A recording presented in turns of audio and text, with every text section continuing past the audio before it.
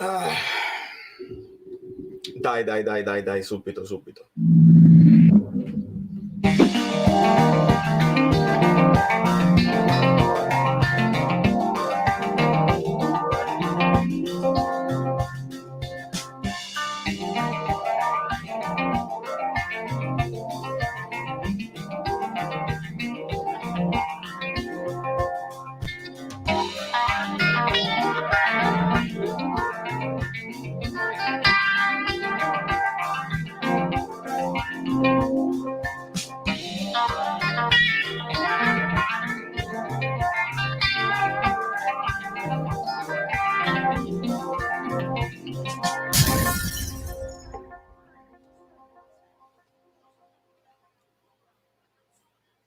Allora, amici bellini,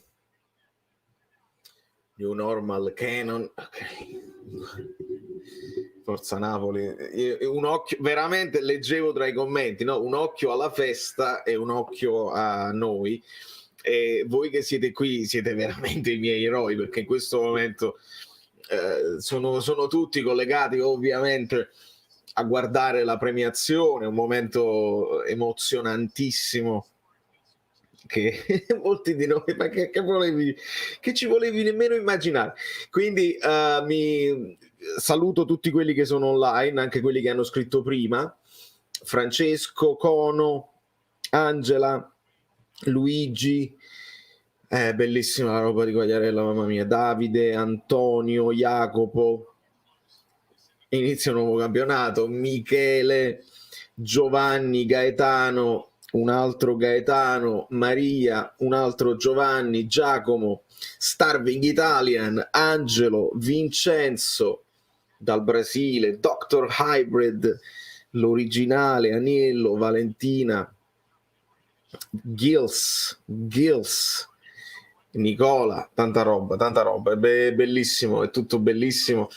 E io mi sono segnato, noi adesso ne parliamo, commentiamo tutta quella che possiamo commentare la partita, anche se la partita lascia il tempo, però era giusto così, la partita ci dà degli spunti per il futuro, ci fa capire che questa squadra, a me c'è stato un momento mentre guardavo la partita, il Napoli dominante, il Napoli che coi passaggi ti imbriglia, i cambi di posizione di Elmas e Kvara, Anghissà a tutto campo, bene, contro una squadra che rinuncia a giocare come ci dobbiamo aspettare, come è successo quest'anno, e come ci dobbiamo aspettare al 1000 per 1000 l'anno prossimo.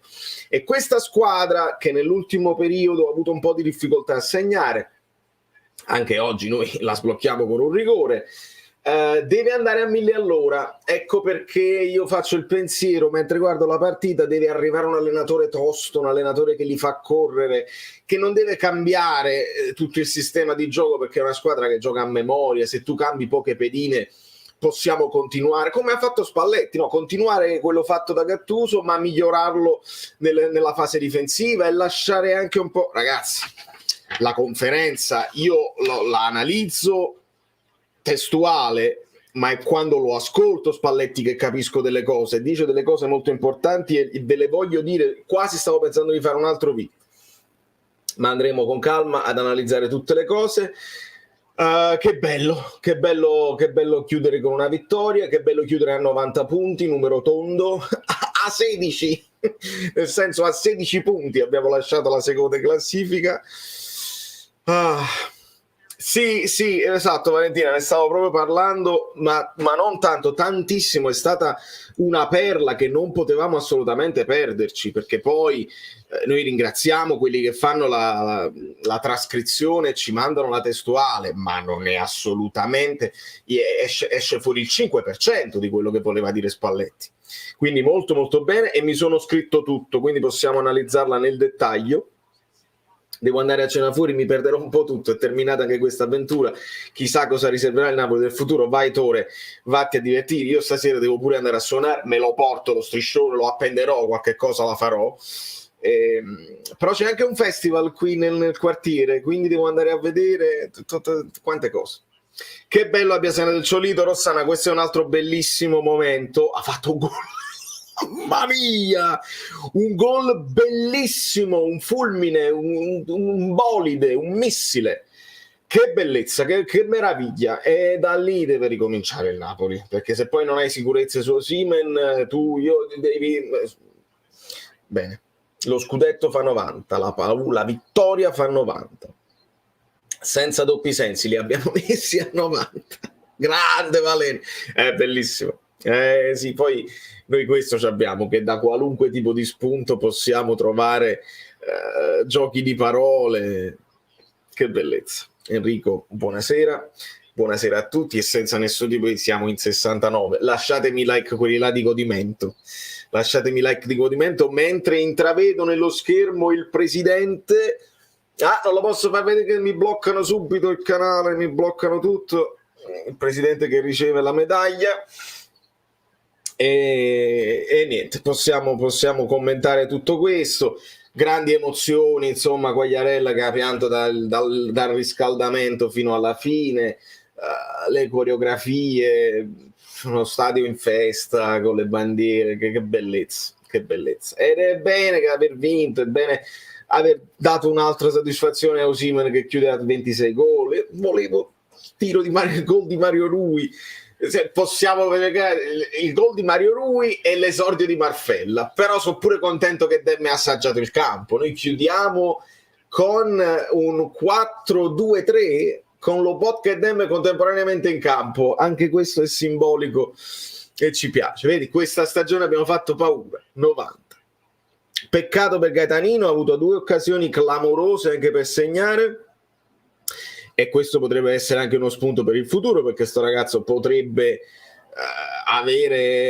potrebbe essere arrivato il momento di farlo giocare con più continuità e fare un percorso tipo Elmas, no? Che cominci ad entrare, Elmas magari lo promuovi titolare da qualche parte, Gaetano diventa il nuovo Elmas che lo metti in tutte le zone del centrocampo, guadagna minuti, esperienza e la qualità ce l'ha, c'ha pure il fisico, la qualità ce l'ha, quindi vediamo cosa succederà.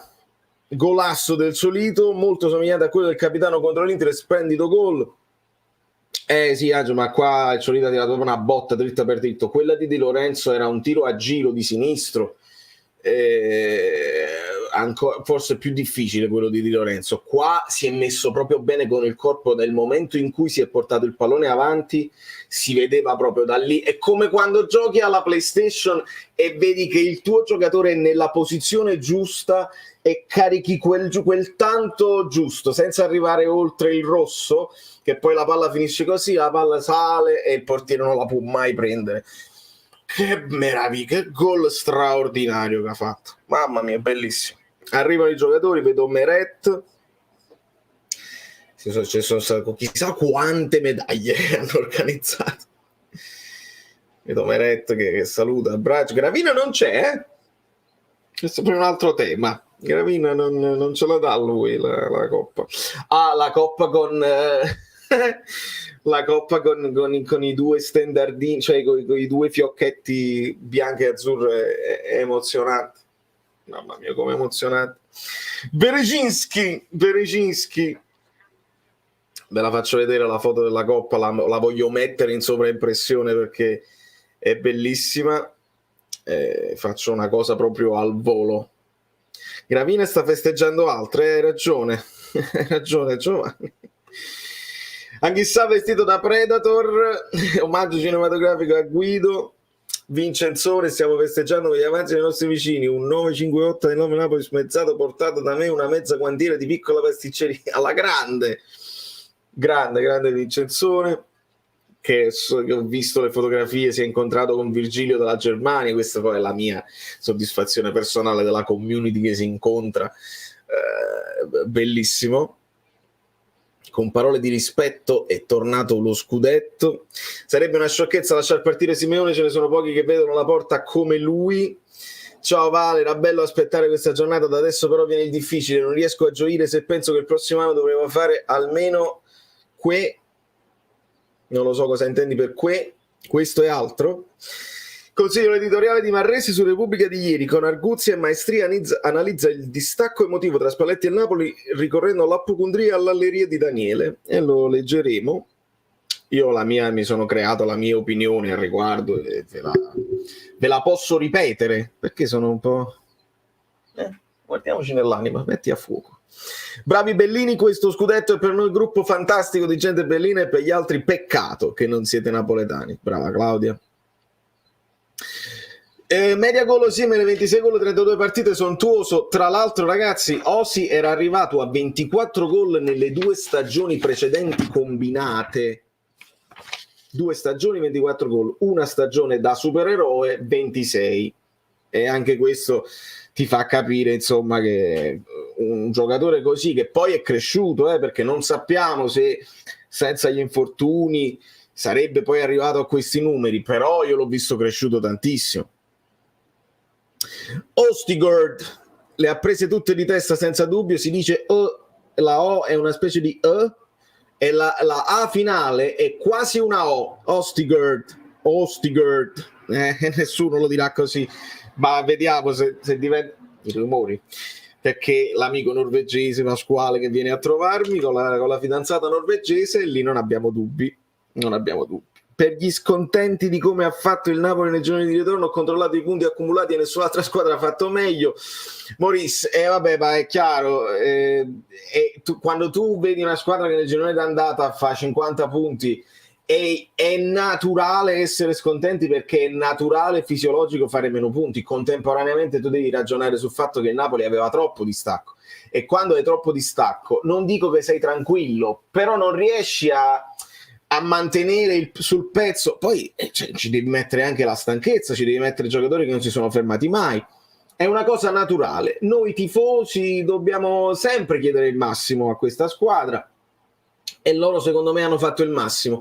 Anche le partite in cui ci sono piaciuti di meno, ci sono sembrati già in vacanza, era il massimo che poteva fare, perché questa partita di oggi credo sia l'esempio. Io non credo che il Napoli non volesse vincere e togliersi una soddisfazione davanti allo stadio pieno, semplicemente non ce la fai, non arrivi a fare quel di più incredibile, ed è giusto, e noi analizziamola bene, e godiamocela, è stato un percorso pazzesco.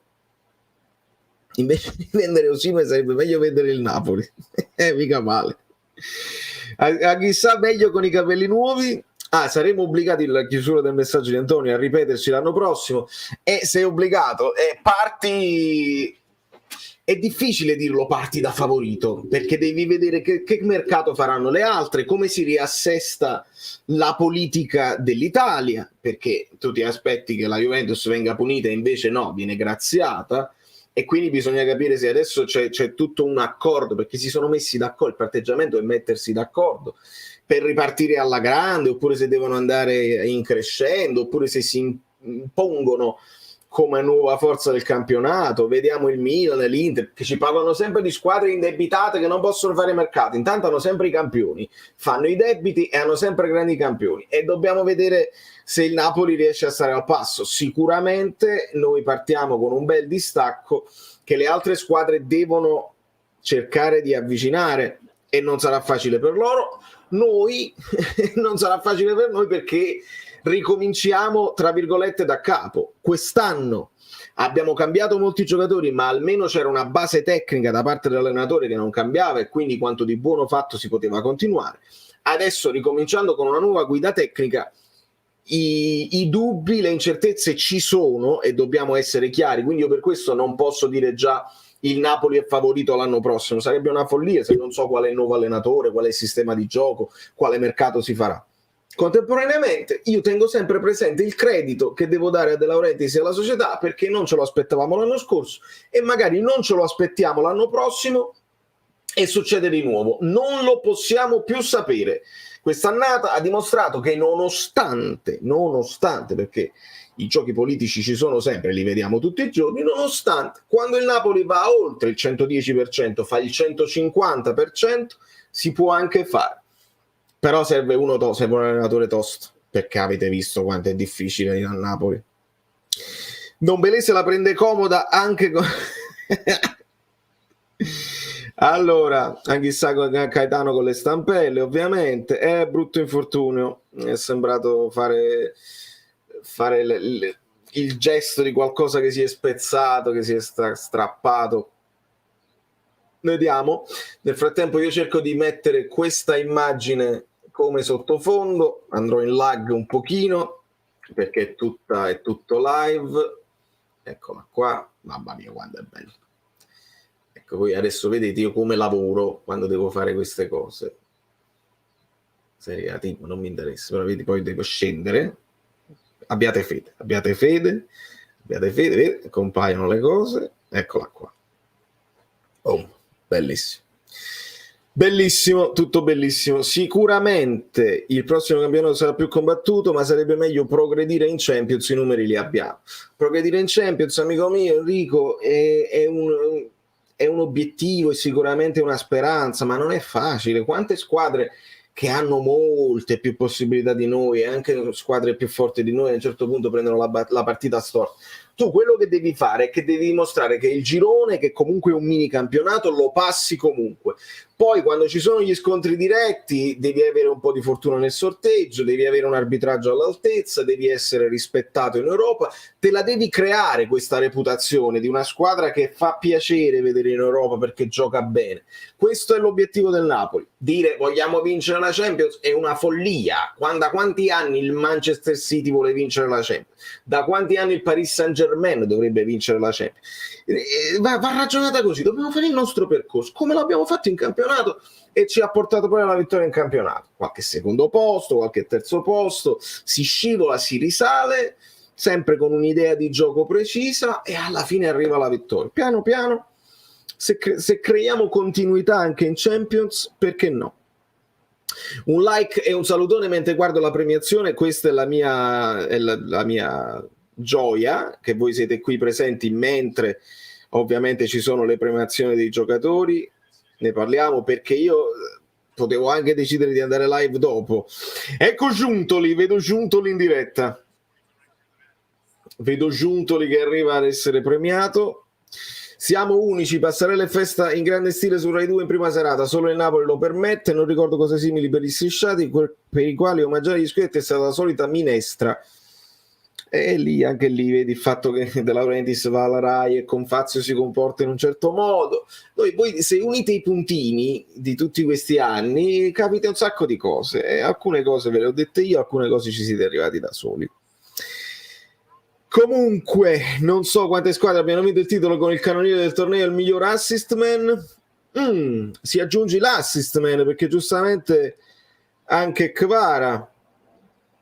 Ora credo che dietro Kvara ci fossero altri giocatori, forse anche Savic non può prenderlo più, forse sì, forse è già ufficiale. Arriva Spallettone che riceve la medaglia. Gli applausi, la mano proprio molto formale con De Laurentiis, la stretta di mano molto formale, l'abbraccio con Edo, Jacqueline e tutti gli altri, i Dasiak, vedo Marfella, tutti i giocatori, l'abbraccio con Santoro, molto formale la stretta di mano con De Laurentiis.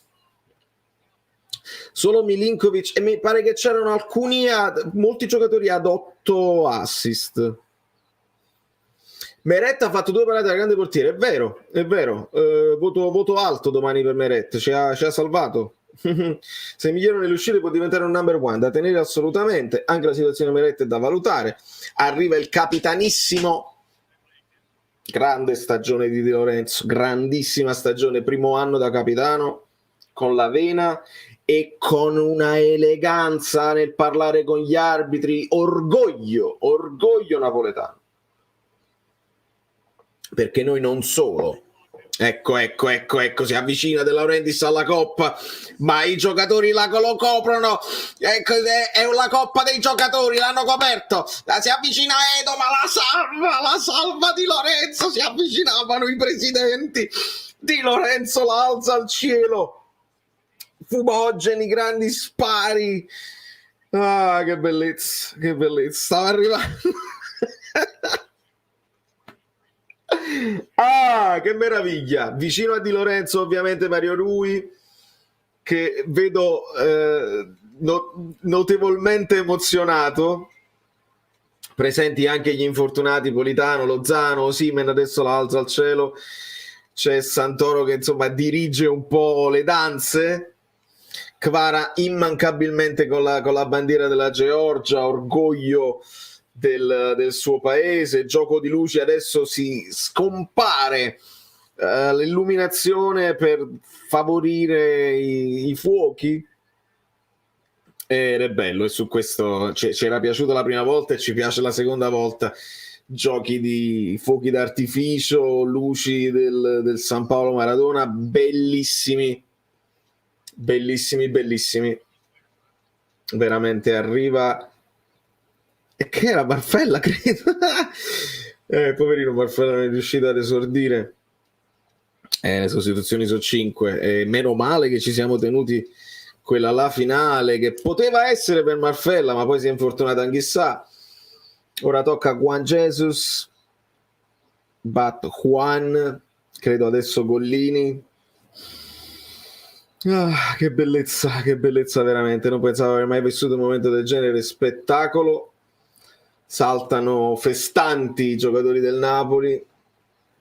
Veramente è una pagina che non tutti possono raccontare.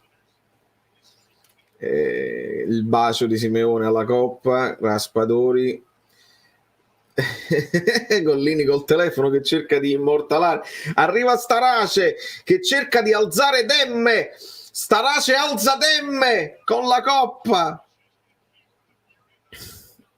Che invidia per i presenti a Napoli, un amore corale monocolore. Tocca a tutti. C'è Kim Min-jae ovviamente, Meret, il bacio anche alla Coppa per Olivera, anche lui con bandiera della sua nazionale dell'Uruguay, si balla e si canta. Ovviamente chi è a Napoli, è chiaro, si sta godendo la festa dentro e fuori allo stadio.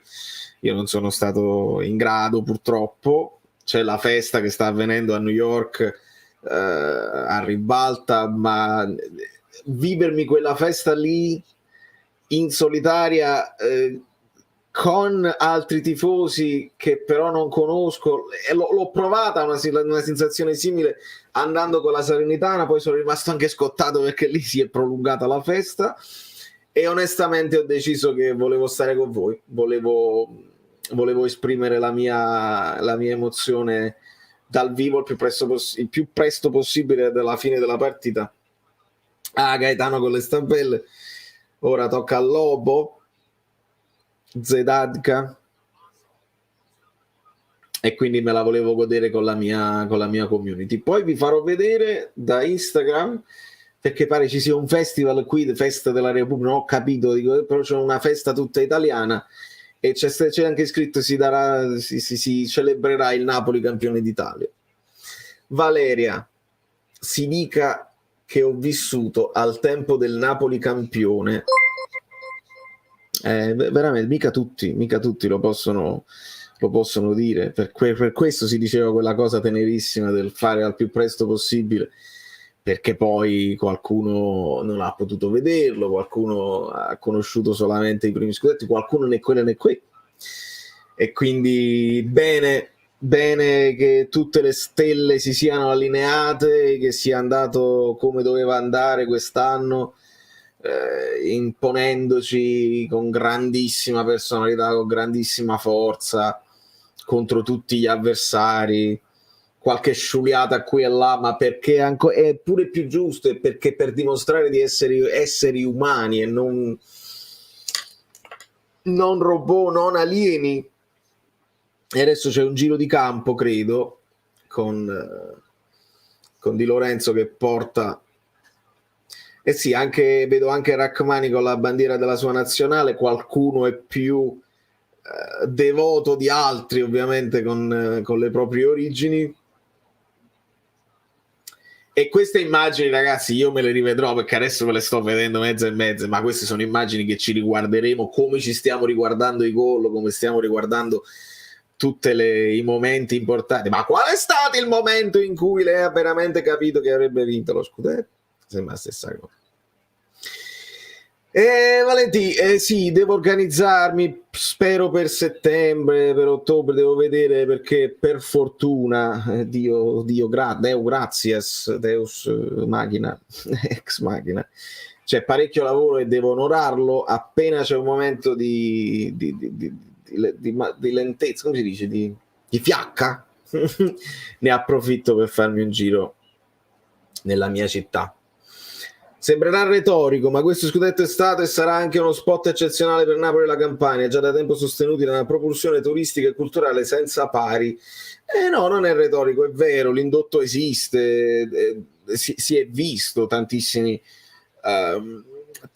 turisti che erano anche attratti dall'idea di vedevano fotografie, una città in festa, tutto colorato, azzurro, nuove possibilità economiche anche per ristoranti, per alberghi, se tutti esauriti, è importante anche per la città, e anche dimostrare che si può festeggiare bene, che si può festeggiare, come ha detto Spalletti, con tutti quelli che vogliono festeggiare sono i benvenuti, proprio il contrario di quello che succede nella retorica dell'altra Italia, insomma, di quelli che festeggiate, nessuno si permette di festeggiare, cose brutte.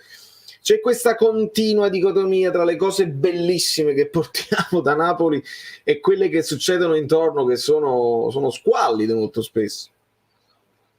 Ed è un po' come il mondo sta andando verso questa direzione di divisione sempre più assoluta, sempre io ho ragione, tu hai torto, e se tu hai torto io ti prendo per il sedere, se non ti prendo per il sedere ti insulto, e se non ti insulto ti aggredisco verbalmente o comunque fisicamente, perché io ho ragione e tu non sei nessuno. È un continuo. Ecco perché quando fanno la domanda a De Laurentiis, ma l'abbraccio lui dice subito, nell'aria io sento sempre o lui o te, c'è questa divisione che nasce spontanea tra quelli che poi diventano anti-ADL e pro Spalletti, oppure anche quelli, che ce ne sono stati tantissimi, anti-Spalletti e pro ADL per forza, perché Spalletti adesso è un pavido che ci lascia, ci abbandona, ma come si permette, non ha il coraggio, il presidente. Quindi è contemporanea, sono due rette parallele che continueranno ad andare dritte senza incontrarsi mai. E Spalletti prova a farle incontrare queste due rette, dice io lo abbraccio perché voglio creare un po' di distensione, voglio essere meno divisivo di quello che succede in città. Purtroppo non sempre questo viene poi raccolto da chi dovrebbe fare la cronaca di quello che succede. Ecco perché io guardo tutti, però poi decido quelli che mi piacciono o meno. Lozano sta piangendo, Lozano molto emozionato per questa vittoria. Attenzione, Asphalt Wolf.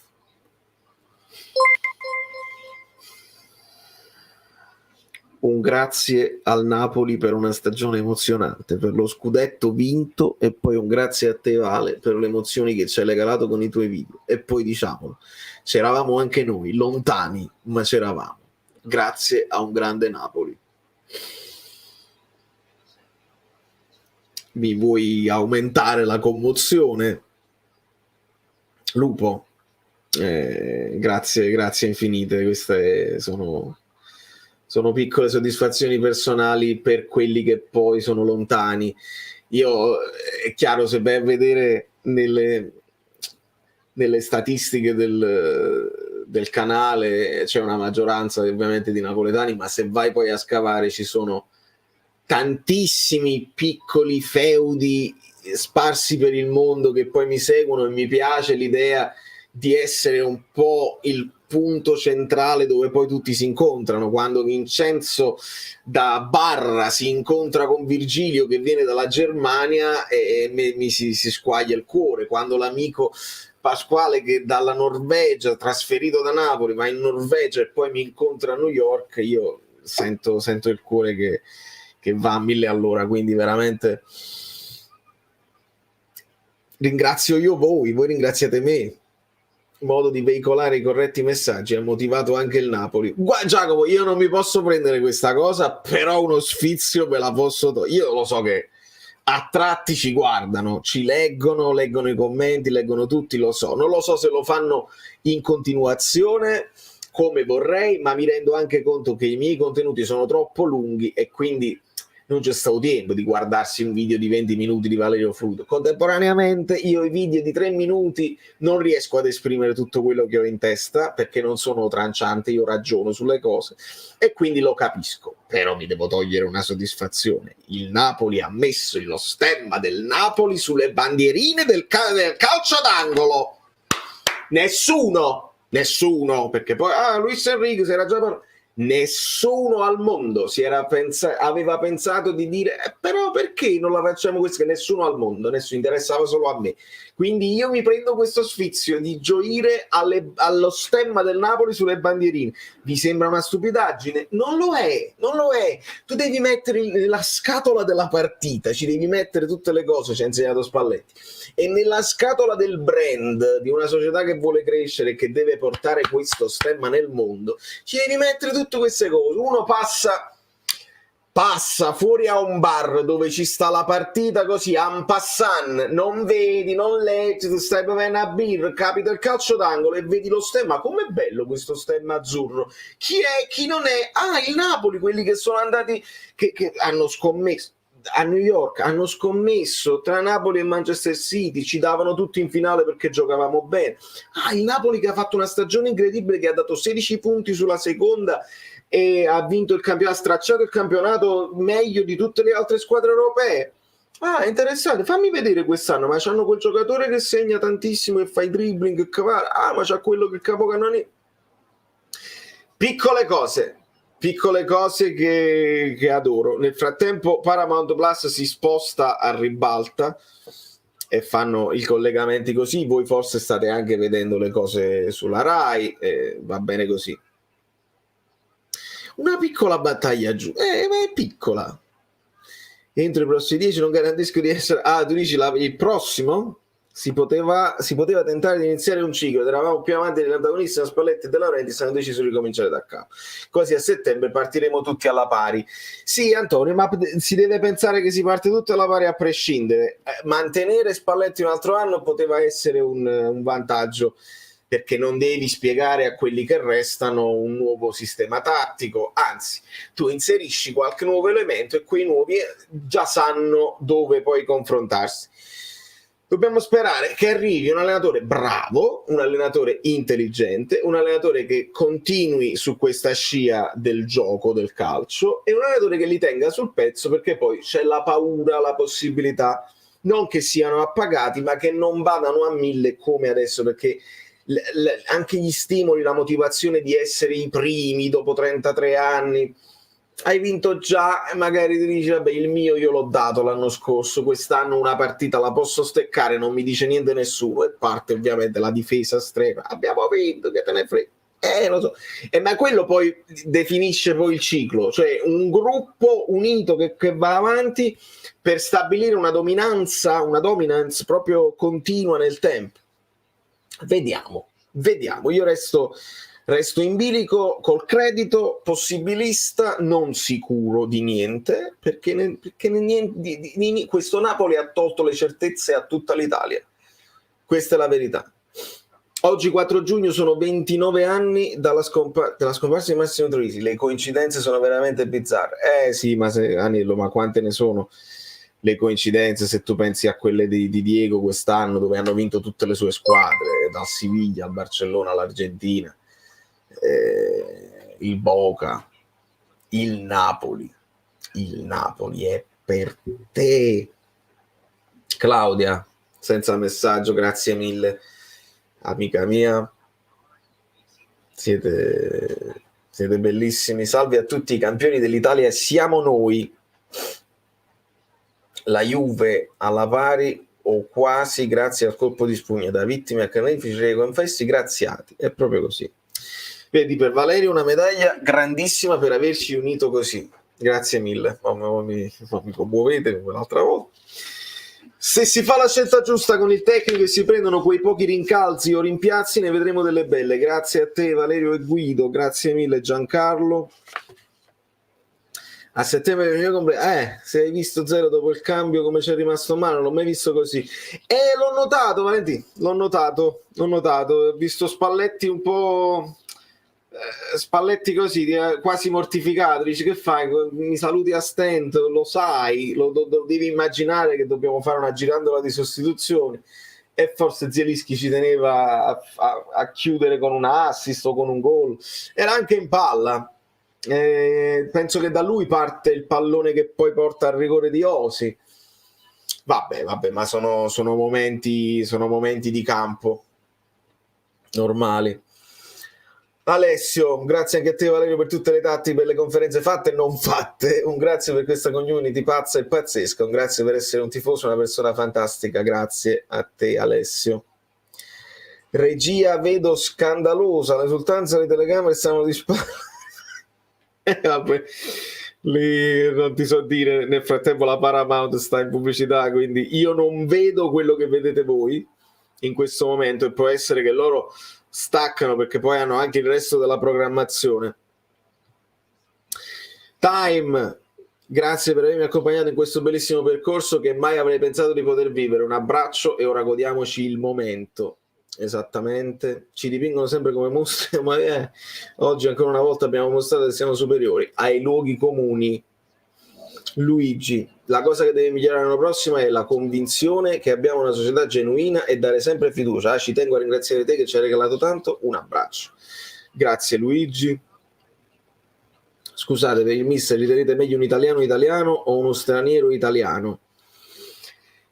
Straniero italiano, tu intendi un italiano che ha allenato all'estero? Poi quando dici italiano tu ti riferisci a Vincenzo Italiano, che è sicuramente un allenatore che fa giocare a calcio le sue squadre, però il primo tempo di oggi con la Sampdoria io credo che era il classico primo tempo di Italiano, cioè grandi passaggi, grande dominio, 80% di possesso palla e poi non si va a pizzicare. Italiano io lo sto guardando con attenzione perché è un nome papabile e ha delle idee, le ha fatte vedere nello specifico analizzando partite della Fiorentina, con il centrale che va a centrocampo, quindi è un 4-3-3 che cambia forma quando sei in possesso di palla, cose simili a Guardiola nel suo piccolo, però un allenatore deve fare molta esperienza, è un allenatore che deve essere ancora credibile, ascoltatemi bene, un allenatore credibile ai giocatori,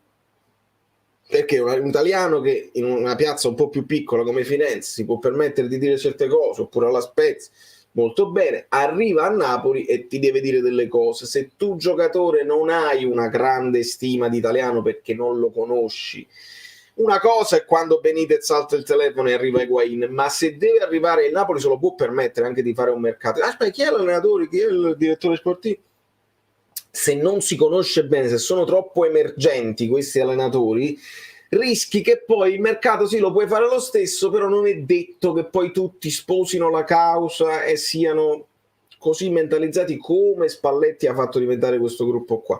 Questa è la paura mia. Tatticamente mi può anche convincere l'italiano, poi dobbiamo vedere se poi negli spogliatoi c'ha quella forza dei destini forti che ha portato Spalletti, perché Spalletti è l'allenatore più esperto della Serie A, un allenatore che ha fatto quello che ha fatto nella sua carriera senza il picco di vincere, ma arrivandoci sempre molto vicino, ed è un allenatore credibile perché quando ti parla nella lingua che tu gli chiedi di usare prima di tutto e ti dice le cose come stanno e ti spiega, perché quando Spalletti parla di tattica ti spiega e i giocatori sgranano gli occhietti, come dice Dick Var, ascoltano bene, imparano. Osimhen si è messo a disposizione di Spalletti per imparare e per crescere. Vediamo. AM, mi unisco ai grazie per questa stagione che ho seguito interamente con te Guido, senza aggiungere parole inutili. Grazie Vale, grazie mille amico mio. Grazie mille. Se il prossimo allenatore dirige la squadra come hai fatto tu con questo canale, facciamo il triplete. Commento memorabellino di Michele. Senese che suono sultato innamorato a Maradona, bello, James Senese è un mito assoluto, mi piace la scelta. Secondo te, dal punto di vista di credibilità, chi andresti a prendere? Cioè, fra quelli possibili che può permettersi il Napoli? Valenti, io mo dico una cosa, io ho sempre evitato non ho evitato, ma quando mi si faceva il nome di Conte, io dicevo Conte si lamenta, Conte si afferra con De Laurentiis, Conte non dura 3 mesi. Contemporaneamente la partita di oggi mi fa pensare il Napoli deve andare a 1000 all'ora. Chi è che fa andare a 1000 all'ora i giocatori? Conte e Mourinho.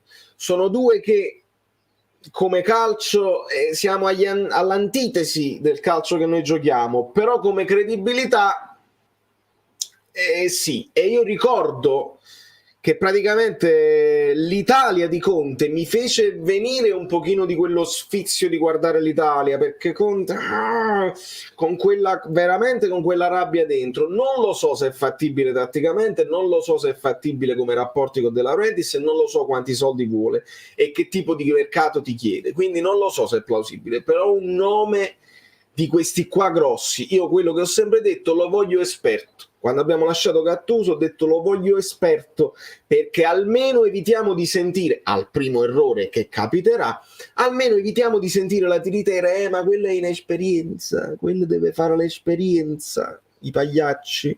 Almeno lo voglio esperto, così l'esperienza. Guardiamoci negli anni dell'anima. Oh, è finito. Vabbè, è giusto pure che io sia fuori fuoco e che a fuoco sia questo. Oh, ce la fa? No, non ce la faccio. Rimaniamo a fuoco, rimaniamo fuori fuoco. Pagliaccio? Ok. Lo voglio esperto, non lo so. Buonasera amici bellini, è finita per davvero purtroppo. Vi voglio bene, Vale Kvara, domanda precisa, l'anno prossimo essere a Napoli? Of course, I love Naples. Bravo Fabio, bravo Kvara. Kvara deve andare a riposarsi, Kvara deve andare in vacanza, speriamo che la Georgia non lo spompi ancora di più. E tra le cose della conferenza che mi sono scritto è che su Kvara Spalletti, che io lo sapete, io adoro, però su questo punto di vista io ho sempre detto ma perché tratti così male la giornalista georgiana? E giustamente lei ha questa esigenza di parlare del suo ragazzo, e quindi Spalletti molto spesso era un po' annoiato, facendo sempre le stesse domande, anche con la giornalista georgiana dava risposte che non davano soddisfazione. Invece si è messo lì Spalletti con un sorriso a 40.000 denti, e la giornalista parte anche larga, dice io voglio fare il ringraziamento, non voglio fare la solita domanda, e Spalletti la ferma e dice lei mi vuole parlare di lei mi vuole parlare di Carasché, però col sorriso, non con la polemica, e le dà una soddisfazione incredibile, perché si mette lì, ti descrive il giocatore, le sue qualità, dove è cresciuto, dove ha messo di suo, dove ha capito dove poteva migliorare, gli dà grande soddisfazione.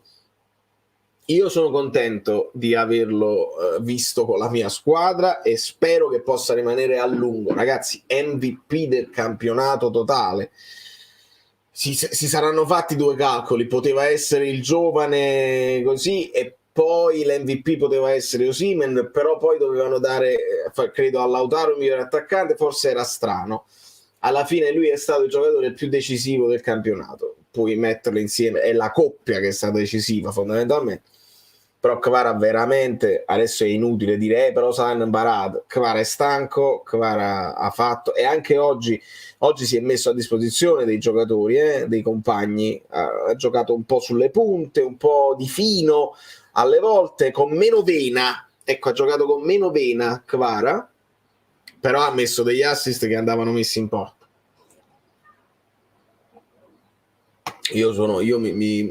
Mi brillano gli occhi quando vedo Kvara, vale il prezzo del biglietto, e ce ne sono pochi giocatori al mondo così. Farai delle live anche senza il campionato? Bello interagire in diretta con te e la tua community. Grazie Luigi. Sì, troveremo dei pretesti per andare live sicuramente. Vediamo se riuscirò a fare un appuntamento fisso settimanale. Non ci lasciamo assolutamente. Innanzitutto si gode, volevo dire che sarebbe una grande infamata se Kim se ne andasse solo un anno, maledetti agenti, ma vabbè, poi si pensa. Sì, purtroppo su Kim pesa questa clausola, tu dici ma perché avete messo la clausola? E può essere che tu, per chiudere subito, visto che stavi perdendo Koulibaly e avevi l'esigenza di chiudere la situazione e di coprire il buco subito, può essere pure che gli agenti ti mettono alle strette e dice io accetto Napoli, non c'è problema, rifiuto tutto il resto, però mi devi dare questa clausola. E il Napoli ci è dovuto stare a questa condizione, e quindi adesso si rischia, perché Kim vale molto di più della clausola, su questo non c'è dubbio. Non lo so se lui vuole andare via, io credo che lui stia bene. Molto dipende, ragazzi, adesso le decisioni dai soldi che ti offrono in primis, perché molti giocatori sanno di voler avere una carriera monetizzando il più possibile. 2, se dove vanno possono puntare a vincere qualcosa di più, che significa avere ambizioni di Champions League, perché in Italia un Kim pensa il Napoli è meglio del Milan, adesso lo deve pensare, quindi a livello di vittoria di un atleta nuovo che si affaccia a certe realtà nuove, che non pensa, non ha il retropensiero della politica come ce l'abbiamo noi. E poi devi capire se si sposa con la nuova tecnica, guida tecnica, perché ci deve essere un allenatore che piace al giocatore. Quindi adesso siamo un po' in incertezza, è inutile fare speculazioni ed essere sicuri questo se ne va, questo non se ne va. Anche su Osi, calma, è abbastanza ipotizzabile, però calma. Sì, Pierluigi, che bello. L'ho detto a inizio live, mi sono emozionato tantissimo, e dico a tutti quelli che si stanno collegando adesso, vi abbraccio e vi bacio, grazie, lasciate i like, recuperatevi sempre i pezzettini di live, perché io dico sempre delle cose che poi sono importanti. Attenzione, fatemi rispondere a un messaggio di lavoro. 67614, fammi vedere, il messaggio di lavoro bisogna rispondere subito, se no 67 e 614, correct, yes, benissimo. Scusatemi, il lavoro chiama, il tempo è tamarro. Oltre alla clausola conta anche la voglia, esatto, se gli offrono 10 milioni all'anno sfido chiunque a dire di no, e certo, non c'è dubbio. Lo farò domani sicuramente, ora si festeggia insieme, bene, quindi lasciatemi i like, e vi dico nel frattempo che molte persone adesso si collegheranno le fasi salienti della conferenza che mi hanno colpito e che non si potevano capire dalla testuale. Prima di tutto ringrazio Fabio Versatile. Napoli-Monza insieme, non lo dimenticherò più. Fabio, sì, io non solo lo stadio, ma anche quando siamo andati a prenderci il caffè sul lungomare, sono momenti bellissimi. Siete la mia famiglia allargata. Allora, Baby Osimhen con la maschera, che tenerezza, bellissima. Allora, prima di tutto da Laurentiis, Spalletti entra con la musichetta, che qualcuno diceva ma ha fatto la finta telefonata sul cellulino sul cellulino cellulare bellino, il cellulino. No, lui entra con la musichetta, cioè proprio la sua sigla, sarò con te, e così, e la mette al microfono così. Dopodiché, altra cosa sfiziosa, Baldari subito Sky, perché fare presto sembra che si scocciano Baldari e Lombardo di fare le conferenze. Sky subito, e Spalletti una senza pazienza. Ma quale Sky? Ma niente Sky, devo fare i ringraziamenti. E lo dice con quel piglio di chi dice, lo sai che ne abbiamo parlato, che devo fare i ringraziamenti prima di la cosa più importante, anche perché poi sappiamo che le domande che arriveranno sono sempre le solite. Quindi fatemi fare i ringraziamenti, e fai i ringraziamenti, e poi dice ai giornalisti li ho già ringraziati prima, basta una volta sola. E tutte queste cose lo fa con il sorriso, non c'è polemica quando lo fa con il sorriso. Dopodiché c'è da stabilire, da analizzare, da leggere tra le righe, che certe staffilate lui le butta, e le vediamo. Quindi nell'aria il fatto dell'abbraccio, non vuole divisione. Il patino, ho scoperto che lui intende il pattino, cioè quello che noi chiamiamo pattino. A Ischia quante volte si faceva il pattino? Però devo leggere pure i vostri messaggi, perché state aumentando. Se avete potuto sentire Tardelli durante la premiazione, tetro, grigio, un funerale da parte della Rai, volume bassissimo, non mi sbagliate. Mamma mia, e non ho potuto sentire niente. Speriamo di poterla recuperare, troverò qualche video ma sicuramente mi incalzerete sui vari canali social, mi potete scrivere su Azzurro Fluido Instagram, sì, perché li vanno a fregare, ma è la verità che vanno a fregare. Pretesto per andare live la prossima settimana, mondiale sub 20 dell'Italia, su FIFA Più si trovano tutte le partite del mondiale, anche già giocate. Ah, bello Pierluigi, me la segno questa cosa. Italia sub 20, ma si dice sub 20, no, non si dice più under 20. Vabbè.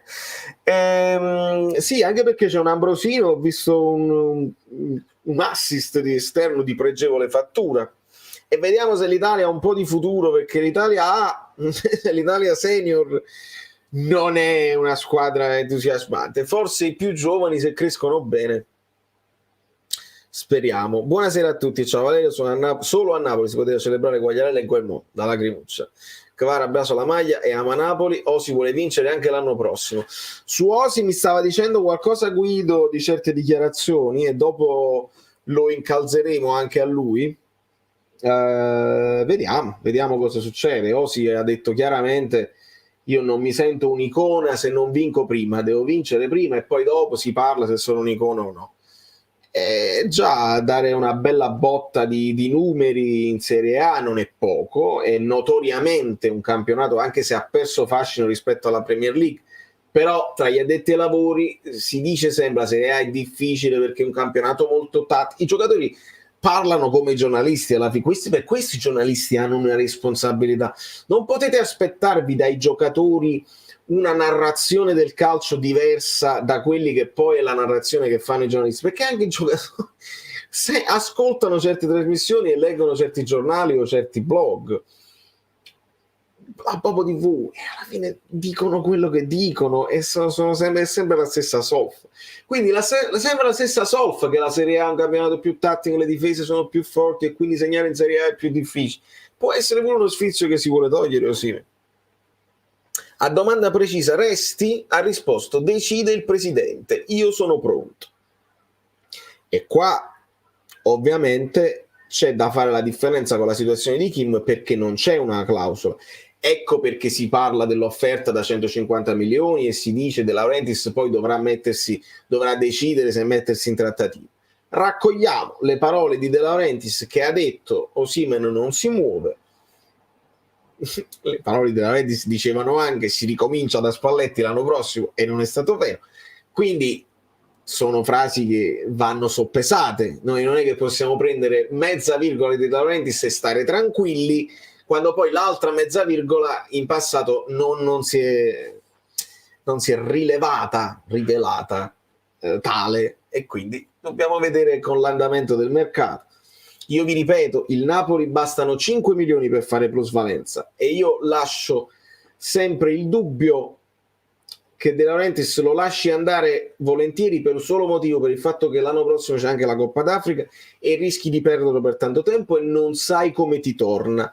Quindi rispetto a un giocatore che è stato devastante quest'anno e che ha fatto la differenza, potrebbe pensare De Laurentiis: mi metto nei suoi panni, dice mi danno 100 milioni, me ne danno 110, io faccio una plusvalenza totale, mi tolgo un giocatore che avrei comunque perso e quindi non sono sicuro del suo rendimento l'anno prossimo, non sono sicuro del suo rendimento con il nuovo allenatore, e posso decidere di disfare. Contemporaneamente, lo sappiamo, è andata bene quest'anno De Laurentiis disfacendosi dei senatori, e potrebbe decidere anche sì, io lo tolgo uno forte, me ne arriva un altro e scopriamo che è più forte.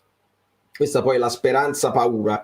La speranza è che De Laurentiis abbia sempre ragione quando fa queste decisioni, e la paura è che lui si senta un po' onnipotente quando prende queste decisioni, perché dici: io ho venduto Koulibaly e ho trovato Kim, io posso fare quello che voglio, e gli diamo ragione, perché vendi Koulibaly, Kim è stato più performante di Koulibaly, quindi gli diamo ragione. Contemporaneamente, quanto è importante Giuntolo in queste decisioni, quanto lo sarà il prossimo? Questi sono gli interrogativi che mi ha appena segnato Giroud sul rigore al Fantacalcio Bellino. Che sta succedendo? Voi incalzatemi anche sulle partite, perché poi l'Atalanta vince 2-0 con il Monza. Nel frattempo Cop Miners mi ha segnato con la doppietta di Cop Miners, ma non so se lo tengo titolare. Vabbè, tanto non sto giocando più per niente, è una passerella anche per me. Il Lecce in vantaggio sul Bologna, Banda, Strefezza su FIFA è più forte di Di Lorenzo, il Milan in vantaggio con Giroud su penalty e quindi si inguaia il Verona, mentre lo Spezia è sul pareggio con la Roma. Attenzione, lo Spezia va in vantaggio con Nicolau al 6° minuto e Zaleschi su assist di El Shaarawy. 0-0 tra Udinese e Juventus. Al 28° sarà che ci speravo solo io, ma ho notato un Benetto quasi rinunciatario e sperava come tutti lo sai che non lo so, Ayub, se questa cosa, però l'abbraccio c'è stato più volte tra Veretta e Quagliarella. Siani davanti a tutti ha dato come ipotesi un Kim via. Vabbè, Siani però sa da zitta, Siani ha dato i battute e di calcio non ne devono parlare. Siani a me sta molto simpatico, ma di calcio devono fare i bravi i comici. Rinunciatario non lo so, le uscite, ragazzi, le uscite come al solito, è più sicuro tra i pali che non quando arrivano spiovente. E lì, secondo me, Quagliarella, non di proposito, ma ci ha graziato perché è un po' disabituato al gol, ha perso un pochino il fiuto con la porta, ovviamente. Attualmente, Mattia, abbiamo la Sampdoria, la Cremonese, e in questo momento è il Verona che retrocede perché lo Spezia è sul pareggio e il Verona sta perdendo. Quindi in questo momento, allo stato attuale delle cose, lo Spezia sarebbe a 32 punti e il Verona a 31. Quindi vediamo, si potrebbe arrivare anche con una parità. Comunque non so te, ma io in un'altra vita vorrei rinascere Don Belé, personaggio surreale con ogni suo atteggiamento. E non lo so, sai, non mi piace l'idea di avere un talento, perché sicuramente Don Belé ha un talento, ha avuto... Uno deve essere baciato dalla sorte perché magari hai dei mezzi fisici che il tuo DNA ti permette di raggiungere se ti impegni e se ti alleni. E sicuramente lui l'ha fatto perché non si arriva a questi livelli a giocare in Champions se non sei bravo e se non ti alleni. Contemporaneamente, quelli che poi fanno il salto vero, quelli che poi chiami top player e non li metti più in discussione, sono quelli che ci mettono quel di più. E secondo me Ndombele quel di più non ce lo mette, o lo mette a tratti a fasi attacca e stacca. E quindi Ndombele sì, è venuto qui, si è fatto un anno al Napoli senza brillare, senza convincermi onestamente che merita un prezzo di cartellino di 30 milioni, onestamente proprio no, considerando quanto abbiamo pagato i vari Lobotka, i vari Anghissà, i vari Zielinski, anche lo stesso Dem, mi tengo Dem tutta la vita rispetto a Ndombele. Ma quello ti tiene il tiro dalla distanza, me lo faccio fritto se non ci arriva e sei in ciamba sul pallone, non serve. Non so se è stato detto, ma la domanda fatta a Dela, chi sarà il prossimo allenatore? Dela risponde tu, indicando il giornalista, tanto con la squadra che abbiamo fanno bene tutti. Male. Emanuele, se dice così male, perché sì, può essere una battuta, ma parto dal mio presupposto, dalla paura che lui si senta onnipotente, e quindi se si sente coperto da una squadra forte, perché pure Spalletti l'ha detto, la società ha fatto una squadra forte, giovane, che ha margini di miglioramento, se ti senti così ci fanno male l'anno prossimo, non bene, speriamo sia solo una battuta, ovviamente è solo una battuta, nel senso che De Laurentiis avrà, tutti quanti dicono ha le idee chiare, speriamo che abbia le idee chiare, speriamo che sia bravo e fortunato come spesso è, sia bravo che fortunato, e speriamo che il nuovo allenatore sia proprio bravo. Buonasera, con dispiacere, che dispiacere non essere andato oggi allo stadio, così a primo impatto ti verrei a vedere una partita magari ad agosto come lo scorso anno, ci proverò assolutamente, Francesco, dipenderà da come, quando mi posso muovere quest'anno, se sarà un fatto estivo, se riesco ad andare a vedere il ritiro, poi sarebbe sfizioso andare a vedere il ritiro, però non lo so, ovviamente lo saprete. Cavara a domanda ti senti leader? Ha risposto abbiamo tanti leader in questa squadra, senza i miei compagni non avrei vinto l'MVP, questo titolo è solo l'inizio, l'anno prossimo faremo il massimo. Bene Dobelli stasera caracollava anche me, lo so. Fai finta che ti trovi al posto di ADL, hai un Giuntoli con la testa per la Juve, 120 per Osi, Kim allo United, senza Spalletti. Chi prendi e cosa fai? Meret lo terresti, Zielu, Politano e Lozano? Allora, non lo so, non lo so chi prendere come direttore. Dovresti partire, ecco, io che sono per delegare sempre, io partirei da un direttore sportivo bravo e mi farei consigliare per quanto riguarda l'allenatore, scegliendo tra quelli esperti. 120 per Osi, va via. Kim allo United non lo decidi tu. Cerco di prendere qualcuno di grido che sia individuato da Giuntoli, che sta sui taccuini di Giuntoli che ho guardato l'anno scorso, e magari lo prendo quest'anno anche senza Giuntoli. Zielu lo terrei, magari facendolo giocare di meno, però Zielu io sono innamorato. Su Zielu ho il debole, se mi dite su Elmas io lo contesto, Elmas è forte. Su Zielu io ho il debole per come tocca il pallone, quindi lì meglio ADL che me come presidente, perché magari puoi decidere pure di lasciarlo andare. Politano e Lozano, se arrivano offerte, via, è il momento di fare un salto di qualità sulla destra. Fai un tentativo per Berardi aggiungendo un altro italiano che ha personalità e lo metti lì a sinistra. Prendi, io avevo questa idea di Brian Hill che abbiamo visto nel Siviglia, che però è del Tottenham. Ci sono i giocatori, ma è inutile farli adesso i nomi. Allora, qui lo dico e qui lo nego. Dove sta? Qui lo dico e qui lo nego. Secondo me resta sia Kvara che Osi, a meno di offerte plusvalenza più 100 milioni. Ripeto, la plusvalenza si fa con 5 milioni. Bisogna superare i 100 e va tranquillamente. Con Giuseppe stare dovunque, abbiamo alzato la coppa nel giorno del compleanno di Insigne. Wow, pure il compleanno di Insigne. Troisi. È un'idea rara. Benitez, direttore tecnico sportivo per emergente con un italiano di Motta. Sì, però ti non ripeto a te, magari tu me lo dici per la prima volta. Quest'idea di Benitez, direttore tecnico sportivo, è un'idea che ci siamo creati a Napoli. Non lo so se Benitez ha intenzione di non fare l'allenatore e di venire a fare il direttore sportivo con un altro allenatore. È abituato alla figura di manager totale Benitez, cioè quando vai in una squadra inglese fai tu il mercato, fai tu delle decisioni e alleni anche, quindi ti prendi anche più responsabilità.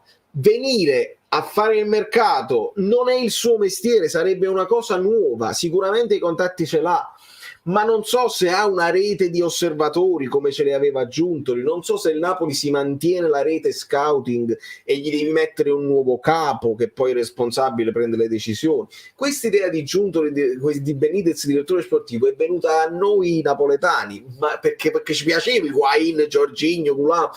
Nessuno l'ha mai chiesto a Benitez: ma lo vuoi fare il direttore sportivo o vuoi fare solo l'allenatore? Perché a quel punto si tratterebbe di minestra riscaldata e non lo so se è il caso, anche perché Benitez è stato trattato malissimo a Napoli. Emergente con Bostocco, sì, nel senso andrebbe bene con una figura importante. Capisco il tuo messaggio, bene Thiago Motta, bene italiano, insisto, lo voglio esperto anche l'allenatore, cioè solo la figura di un direttore sportivo tecnico esperto con un allenatore emergente ci si perde, serve uno tosto come Spalletti.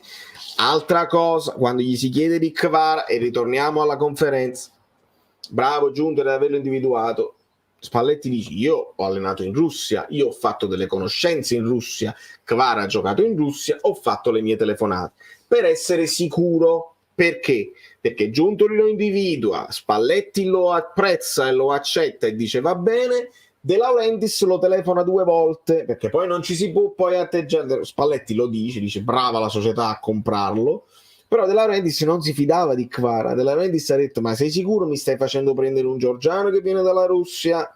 Sei sicuro? Perché voleva subito poi non prendersi, poi dopo la responsabilità te la devi prendere nel bene e nel male, e quindi è andata bene. E Spalletti dice: io ho allenato in Russia, ho fatto le mie telefonate. Ecco perché è importante anche l'esperienza di un tecnico che è stato in giro per il mondo, perché poi ti devi fidare di un direttore sportivo, magari il direttore sportivo ti sbaglia un acquisto e tu tecnico ti dici avrà più esperienza di me, sicuramente magari sono io che non lo metto bene in campo, oppure un'annata particolare il giocatore non funziona. Ci sono anche dei giocatori che hanno bisogno, ragazzi, di carburare e che non dobbiamo giudicare al primo anno. Ricordiamo quello che si diceva di Leao col Milan il primo anno, che non aveva impressionato nessuno. È andata molto bene con il più giovane della cucciolata, il primo anno subito. Non possiamo pensare che vada sempre così, dobbiamo avere un po' di pazienza, secondo me, l'anno prossimo. Un po' di pazienza.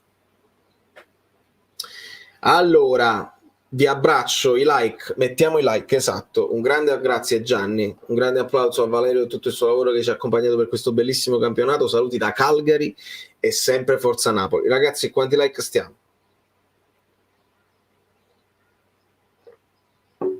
Chissà Fabian come sarebbe andato, secondo me si somigliano per la lentezza. Ma Fabian è un altro giocatore, Io lo sapete, con Fabian là era una questione anche lui di crescita e di atteggiamento. Però Fabian teneva un sinistro che come caricava il sinistro era gol, come lo caricava da fuori aria, e non l'abbiamo più visto un tiratore così. Fabian lento, sì, un po' compassato. Volendo fare un paragone con un giocatore che adesso sta nel campionato italiano, Matic mi dà la sensazione di un Fabian, cioè strutturati fisicamente, con buona tecnica, però sono un po' compassati. Lo stesso Ndombele è compassato, però non abbiamo visto il tiro di Fabian su Ndombele e non abbiamo visto nemmeno una regia che Fabian aveva di precisione nel lungo e nel corto. Quindi no, paragone che fai contento a Ndombele. Pensandoci, se il Tottenham prende l'allenatore del Celtic, le big della Premier sono al completo, quindi Enrique non va. Rimane solo il PSG e secondo i rumori si parla di lui e Nagelsmann. Sì, ma se dobbiamo credere, Francesco, al fatto che dice De Laurentiis di Luis Enrique che vuole andare in Premier, può essere una frase fatta, può essere una frase che De Laurentiis dice per togliersi il nome da mezzo che stava girando troppo, può essere una frase che l'entourage di Luis Enrique dice a De Laurentiis per non sentire altre telefonate. Vediamo, è sicuramente un nome che resta tra i miei favoriti per quella questione dell'esperienza e della personalità. È difficile vincere anche il prossimo anno. Qual è il segreto di vincere sempre? La Juve ha vinto per anni, ma la Juve è la Juve, basta ricordarsi 17-18, il Napoli è piccola di fronte alle grandi. Sì, per quanto riguarda la potenza in certi palazzi, senza dubbio. Ragazzi, voi dovete ricordarvi, non lo so se ce l'ho ancora qua, i famosi, vediamo se ce l'ho, scudetto, lo sta. Poi questa è la cosa così, questo è il tatuaggio di Spalletti, questo è Kvara così, poi vediamo un pochino screenshot, questo non ce l'ho, lo scudetto praticamente, i quanti scudetti ci sono stati, quante belle immagini, eccolo qua, l'ho trovato. Vi dovete ricordare questo quando si pensa il Napoli deve aprire un giro e deve vincere in tutta la storia il Napoli ne ha vinti 2 e adesso mettiamo il terzo. La Roma e la Lazio 5-2, qua c'è il Cagliari che ne ha vinto 1, dopodiché tutti i scudetti stanno là, sarà un caso, sarà una cosa imponderabile, ma siamo lì. Vincere sempre significa che sei fortissimo, che cominci a non essere attaccato su tutti i fronti sui giornali, che sei un pochino difeso quando succedono le cose arbitrali, che significa che c'è un po' di distensione tra gli ambienti, che si fa tutti uniti. Ve lo ricordate il tutti uniti di Benitez? Non l'hanno imparata sta cosa, che ancora Spalletti ce lo deve dire e ce l'ha detto Gattuso e ce l'ha fatto vedere Ancelotti. Non l'abbiamo imparata questa cosa qua. Quindi per vincere a lungo servono molti punti ed è difficile. Godiamo adesso. A destra prenderei Nico Williams dell'Atletico Bilbao, non lo conosco, lo vado a comprare su eFootball e ci gioco un po'. 183 like, una miseria, ma mi rendo conto perché stanno tutti guardando la festa. Ricordiamo i primi anni di Koulibaly, Antonio, è giustissimo. Non capisco perché non farla a centrocampo, non so di cosa stai parlando. 2 difensori, uno al posto di Kim, l'altro al posto di Jesus. Ma Jesus ha fatto un rinnovo. Jesus mi pare che ha fatto un rinnovo di 1 anno, quindi penso che si mantenga. Se devi sostituire Kimono, se devi sostituire Kim, sì, Rachmani più un altro titolare, a meno che non crescono le quotazioni di Ostigurd, che si dice Ostigurd, ma interessano solo a me le pronunce. Tore Falanga, mettete i like. Chi non mette like è proprio Nucain. Non ti sembra che Kvara, da quando Spalletti l'ha portato a contribuire di più alla fase difensiva, sta saltando meno l'uomo? Sai che questo è uno spunto. Io oggi ho notato molta fase difensiva di Kvara, molti recuperi. Kvara ha fatto molti recuperi. E questo discorso delle ali, che bello spunto che mi dai, Tore, grazie. Questo discorso delle ali era un po' la cosa che chiedevamo a Spalletti l'anno scorso. Non un'ottima stagione di Insigne, sempre però generoso in fase difensiva. Non un'ottima stagione di Lozano e di Politano, che però noi abbiamo sempre sottolineato generosi in fase difensiva. Evidentemente la coperta è corta e se andavano a 1000 le ali con Gattuso, però prendevamo le preventive, non erano ottime, prendevamo dei gol che poi ci hanno fatto piangere, probabilmente quando arriva Spalletti individua in questa fase come puoi andare a occupare i buchi che si creano, la voragine, quando tu sei tutto in attacco e ti vengono, quindi con la riaggressione. C'è molta più fase difensiva. Kvara è stato talmente devastante quest'anno che non ci abbiamo pensato più tanto a questa storia che le ali con Spalletti devono più difendere che attaccare. Politano e Lozano hanno bissato l'annata e quindi è una riflessione che si può fare. Non avremo controprova perché non avremo un altro anno di Spalletti, però è una riflessione che secondo me resta in piedi. Contemporaneamente Spalletti ci ha detto un'altra cosa nella conferenza che si può vedere, che lui dice la via di mezzo tattica, diverso da come avevamo fatto anche l'anno scorso, alle volte troppo a uomo, alle volte troppo a zona. Quindi Spalletti anche lui fa un percorso di crescita, un allenatore di 64 anni, fa un percorso di crescita anche all'interno della sua avventura napoletana, capendo delle cose, confrontandosi con i giocatori, capendo le caratteristiche, arrivando anche a decidere meno integralismo tattico, proprio l'opposto di Sarri, e lasciare un po' più di libertà. Cosa dicevamo di Kvara all'inizio? Mi raccomando, non ingabbiatelo in troppa fase difensiva perché questo ragazzo deve essere libero di andare e di fare. Torno al presupposto iniziale, servirà un allenatore intelligente ed esperto proprio per non avere questo problema. Kvara deve avere questa libertà di creare, di inventare, certo deve dare una mano come tutti, però molto dipende dal terzino sinistro, perché con Olivera così e con Mario Rui molto meglio. È veramente uno spunto interessante. Bravo Tore. Che emozioni stupende, Marietto. Un abbraccione a te. Il napoletano medio all'estero, la festa sulle 2 non se la può vedere, per cui grazie Valerio per l'ennesima diretta. Grazie Andrea. Magari uscirà qualche link. Sì, chi sta all'estero con Rai Play a volte funziona, a volte no, devi avere l'abbonamento, non lo so. Io ho difficoltà, quindi almeno siamo tra di noi. Vi abbraccio. Davide Camera, ciao ragazzi, ciao Davide. Castrovilli, cosa ne pensi? Castrovilli è stato fermo tutto l'anno per infortunio. Castrovilli ha qualità, è un giocatore di qualità, una mezzala che può fare la mezza punta, un giocatore, credo sia un po' più centrocampista che esterno, però te lo puoi giocare secondo me anche sulla sinistra. Castrovilli indossa il numero 10, insomma un giocatore di fantasia, forse te lo potresti giocare come esterno destro. Prodotto del vivaio della Fiorentina, la Fiorentina col vivaio non è male. Forse il momento giusto per far venire Ancelotti sarebbe stato questo, chi lo sa, peccato però. Magari sì, sai, tu dici la gestione dei campioni, la gestione dei vincenti, sapere quale corde toccare di giocatori che hanno già vinto, perché Ancelotti con gruppi anche di giocatori vincenti riesce a continuare a vincere.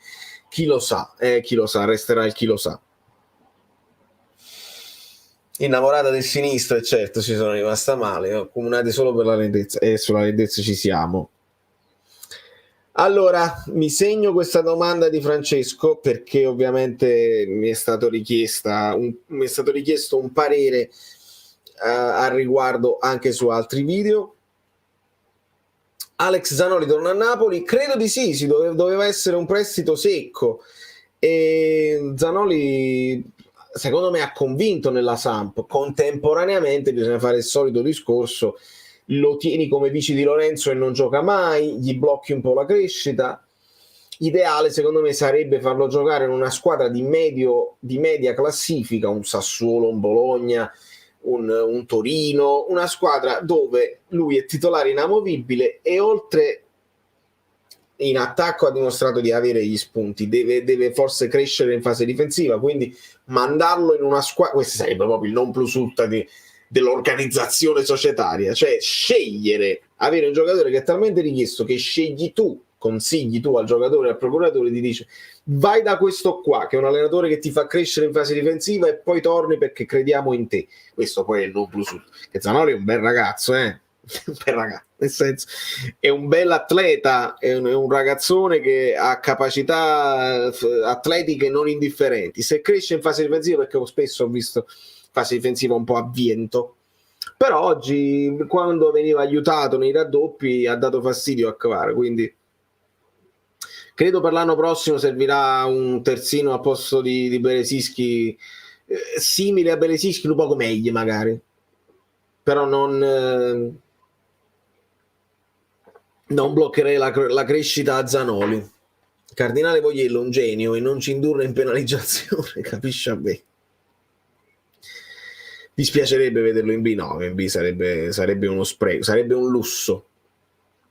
Spalletti lo ha detto, chiunque verrà l'anno prossimo dovrà a volte lasciar fare ai giocatori, proprio come dire tranquillo, ci pensano loro. Sì, però questi sono giocatori che tranquilli ci pensano loro quando hai Spalletti come allenatore, perché Spalletti ti ha dato fiducia su certe scelte, ti ha detto come ti devi comportare. Con il nuovo allenatore Spalletti è chiaro che lo dice, è un complimento ai ragazzi, è una speranza che vuole dare ai tifosi. Lui dice io non posso consigliare nessuno, i consigli si chiedono e non si danno, però ripeto, serve uno tosto, serve un allenatore importante. Non si può far cantare ad Emma Napolè. Immagino che non si può. Io raccolgo i vostri commenti, ragazzi, non lo so. Nel frattempo sono ricominciati i secondi tempi e io leggo i vostri messaggi. Vediamo. C'era mi pare un Fabio Versatile che voleva scatenare una polemica. Scatena l'amico mio. Poi Pompiero oppure la cavalco, vediamo un pochino. Vediamo un po'. Nel frattempo controllo i miei messaggi privati perché sennò andiamo in difficoltà. Vai, eccolo qua. Appiccia alla grande e diamo risalto a quello che dicevamo insieme con Fabio Versatile della figura di Santoro. Diamo risalto alla figura di Santoro. Quando noi facemmo la famosa petizione 2 anni fa richiedendo delle figure manageriali, delle figure intermedie tra allenatore e la figura di Santoro, guardate quante volte Spalletti dice Santoro, guardate Santoro quanto è quanta serenità dà i giocatori, gli abbracci, i sorrisi, la parola giusta al momento giusto. Secondo me è un ottimo mediatore, uno che conosceva bene l'ambiente, che sa cosa dire e cosa non dire. Bene, là io dico bene De Laurentiis che hai chiamato Santoro, hai capito che serviva quella figura, bene, qua si fanno i complimenti per i comportamenti. L'ha detto Stampa, e non a caso Fabio Versatile l'ha detto Stampa. Allora, di Adela Salernitana, 14 gol in campionato, ovviamente se dovesse andare via Victor speriamo di no. Un bel giocatore, sicuramente, non ai livelli di Victor, ma sicuramente può crescere. Non lo so se però il Napoli ha gli occhi su DA. Nelle squadre piccole a volte dei giocatori poi non fanno il salto nella squadra grande. Osimhen era considerato un crack già prima di arrivare a Napoli, c'erano gli occhi di tutta Europa. Il Napoli è arrivato al momento giusto su Osimhen, proprio poco prima dell'esplosione, e stava per esplodere, stava in crescita, poi tanti infortuni. Individuare il nuovo Osimhen non sarà facile. Non è della Salernitana, mi dicono di A, quindi anche lui è in prestito. E allora fatemi sapere. La cartina degli scudetti va aggiornata. Hai ragione. Possiamo spostare. Vediamo se lo riesco a fare. Tanto siamo tra di noi, che ce ne frega. Lo scudetto sta là. Lo spostiamo. Gli mettiamo il terzo qua. Un poco più piccolo. Boom.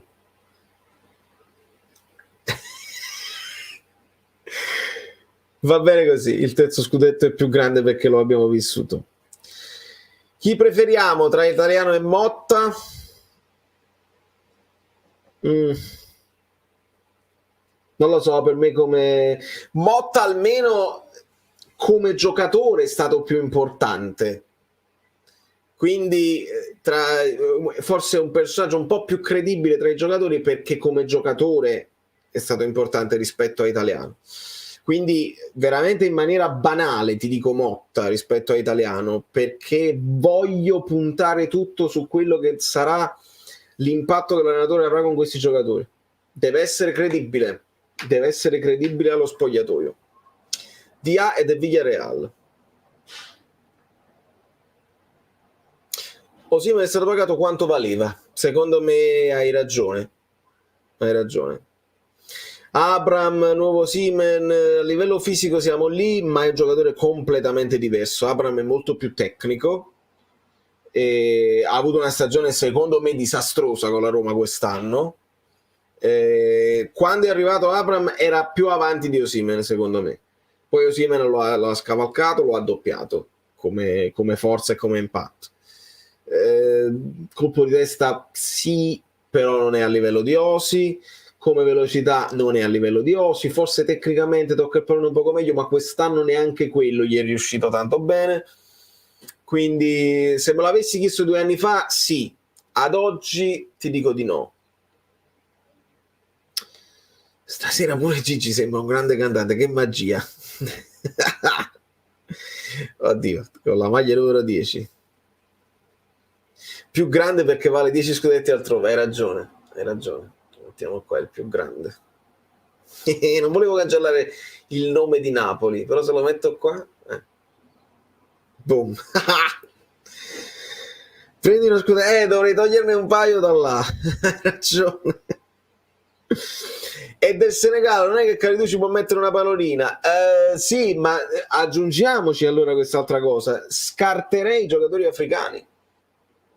Se De Laurentiis fa fede a quello che ha detto, non mi parlate più di giocatori africani, perché se non mi rinunciano, se non mi firmano una carta dove rinunciano alla partecipazione alle loro coppe internazionali in Africa, io non ne voglio sentire parlare. Quindi tendo ad escludere, se De Laurentiis ha detto una cosa vera, mercato per giocatori che hanno passaporto africano. Rai 2, Adani, Tardelli, Lollo, Brigida. A parte il funerale in studio, nessun rappresentante del Napoli, vicino ex, una narrativa bella, c'era con commenti inutili di gente antica, diciamolo. Sì, allora Fabio, fai bene tu a dirmelo perché io non posso vedere la festa di Rai 2. Adani a me fa piacere perché Adani mi piace come racconta il calcio, poi può piacere o meno. Tardelli non lo so, me lo state dicendo voi. Il funerale in studio, nessun rappresentante del Napoli, hai ragione. E ce n'erano, perché abbiamo visto che Gulam è un ottimo ex Napoli che sa parlare e ci rappresenta alla grande. Abbiamo visto i vari Zola, abbiamo visto il Pocio, abbiamo visto, ce ne sono tantissimi che il Napoli potrebbe mandare, o meglio, che poi le televisioni possono scegliere per rappresentare, se ci fosse la volontà poi di rappresentare, di avere dei personaggi che facciano più piacere all'ambiente napoletano. Non lo so se esiste o non esiste, ma questa è una cosa su cui il Napoli può crescere nel futuro, crearli questi personaggi, mandarli, metterli magari a libro paga, in modo tale che ti senti un pochino più rappresentato quando ci sono i dibattiti, perché adesso è solo la festa, quindi possiamo anche, tra virgolette, non preoccuparci più di tanto, ma quando poi arriva il momento che Marchisio dice ma quello è fallo di Lobotka, altro che fallo di Milik, e là ci deve essere un Pampa Sosa che ti dice ma che stai dicendo? e gli altri, ma quello era un caso evidente, sputtanato proprio facile, proprio oggettivo. Sui casi dubbi, ecco, sui casi dubbi lì si fa brutta figura, quando si nega l'evidenza, la terra è piatta, si cade, si arriva al limite e si cade, fai brutta figura e si va avanti, ti seguono solamente i tifosi della tua squadra. Ma sui casi dubbi, perché esistono i casi dubbi nel calcio, sui casi dubbi ti serve uno che pende un pochino da una parte, altrimenti passa una narrativa e a furia di dirla passa e diventa la realtà, perché poi uno si dimentica, le immagini spariscono perché non abbiamo i diritti, e questo è. Confermo quello che dice Versatile, come si fa? Come dallo scudetto del Napoli, Juventus, Tardelli, la Cristalli, è veramente un funerale. Quel che fa tristezza sono i ragazzi del Napoli che dovrebbero essere il futuro e che sono retrocessi, messi di là a fianco al palco. Ah, stanno pure... non bene. Allora, sulle cose su cui si può crescere, ragazzi. Primavera, settore giovanile, io vi ripeto e ripeto adesso a fine campionato. Conservati tutti, cerca di vendere il meno possibile, sostituisci quelli che vendi spendendo gli stessi soldi e con gli introiti, perché ci sono molti introiti quest'anno, magari spendili la metà di quello che vendi Osimhen, e con i soldi che hai racimolato, se non riesci a fare lo stadio, che è un sogno e sarebbe importante per aumentare il fatturato, vabbè, anche lì solita cosa, abbiamo fatto lo faccio io a Caserta, il comune me lo dà a 99 anni per gratis, il comune dice ma mi devi portare un progetto se no non ti do niente, quindi solite chiacchiere, non si può fare lo stadio, benissimo, settore giovanile poco meglio, e squadra femminile significa mettersi al passo con i tempi, perché tutte le squadre al mondo, fateci caso, presentano una nuova maglietta, la presentano sempre l'anno che sta per finire, così si crea l'hype, e quelli che sono i tifosi veri, non gli 83 milioni di simpatizzanti, ma i tifosi veri fidelizzati che non vedono l'ora, già ti avviano, già fanno il pre-save, no? Come si dice? Se la prenotano la maglia nuova, la presenti la maglia nuova a fine anno, bene, senza aspettare a settembre all'ultima tour, e guardate le presentazioni delle grandi squadre, il Real Madrid, il Liverpool, la Juventus, si presenta sempre con i giocatori rappresentativi. Il Paris Saint-Germain l'ha presentata con Messi, anche se Messi se ne sta andando, e con le donne ci sono le ragazze. Perché? Perché le ragazze, specialmente all'estero, io quasi mi affaccio a pallone, ci giocano le ragazze si vogliono sentire rappresentate, vogliono vedere una modella che indossa la maglia e vedere come sta la ragazza la maglia della...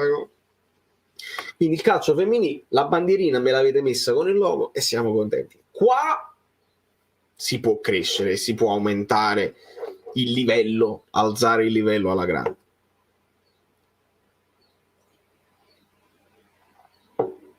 Inammissibile che la primavera della squadra campione d'Italia che esprime il miglior gioco d'Italia non abbia giovanili competitive. Bisogna assolutamente crescere.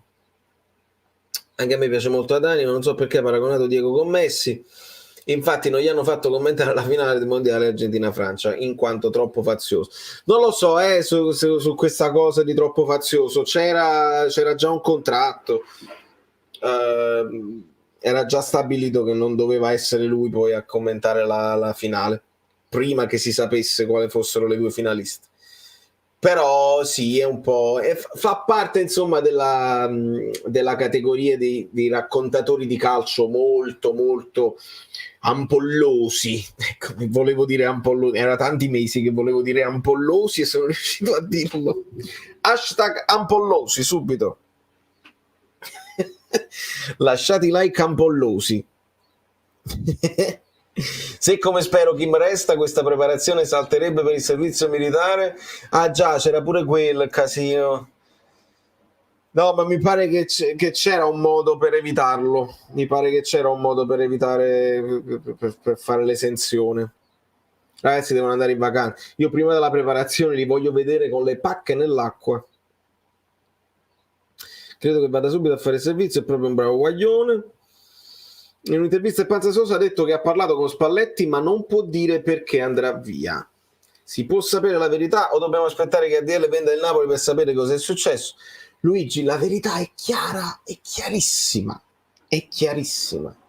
Spalletti non è entrato in amore, non è andato in amore con l'ambiente calcio Napoli. Quando si parla di ambiente calcio Napoli, se tu escludi i tifosi che hanno tutto il diritto, i tifosi hanno tutto il diritto anche di essere uterini, di non capirne di calcio. Io ho degli amici che mi scrivono, dice, Spalletti sbaglia una partita oppure sbaglia una sostituzione o facciamo un pareggio, Spalletti se ne deve andare, è un ciuccio, ma ti rendi conto? Spalletti ha vinto il campionato con 16 punti da dire e mi sono venuti a dire che Spalletti se ne doveva andare, che era il male del Napoli.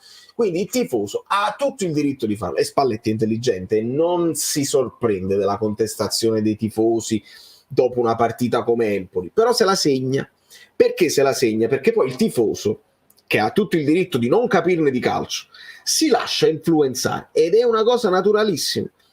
Capitava anche a me quando ero più piccolo, avevo dei miei punti di riferimento, dei giornalisti di cui mi fidavo, se lui diceva una cosa, io non ne capisco, avrà ragione lui.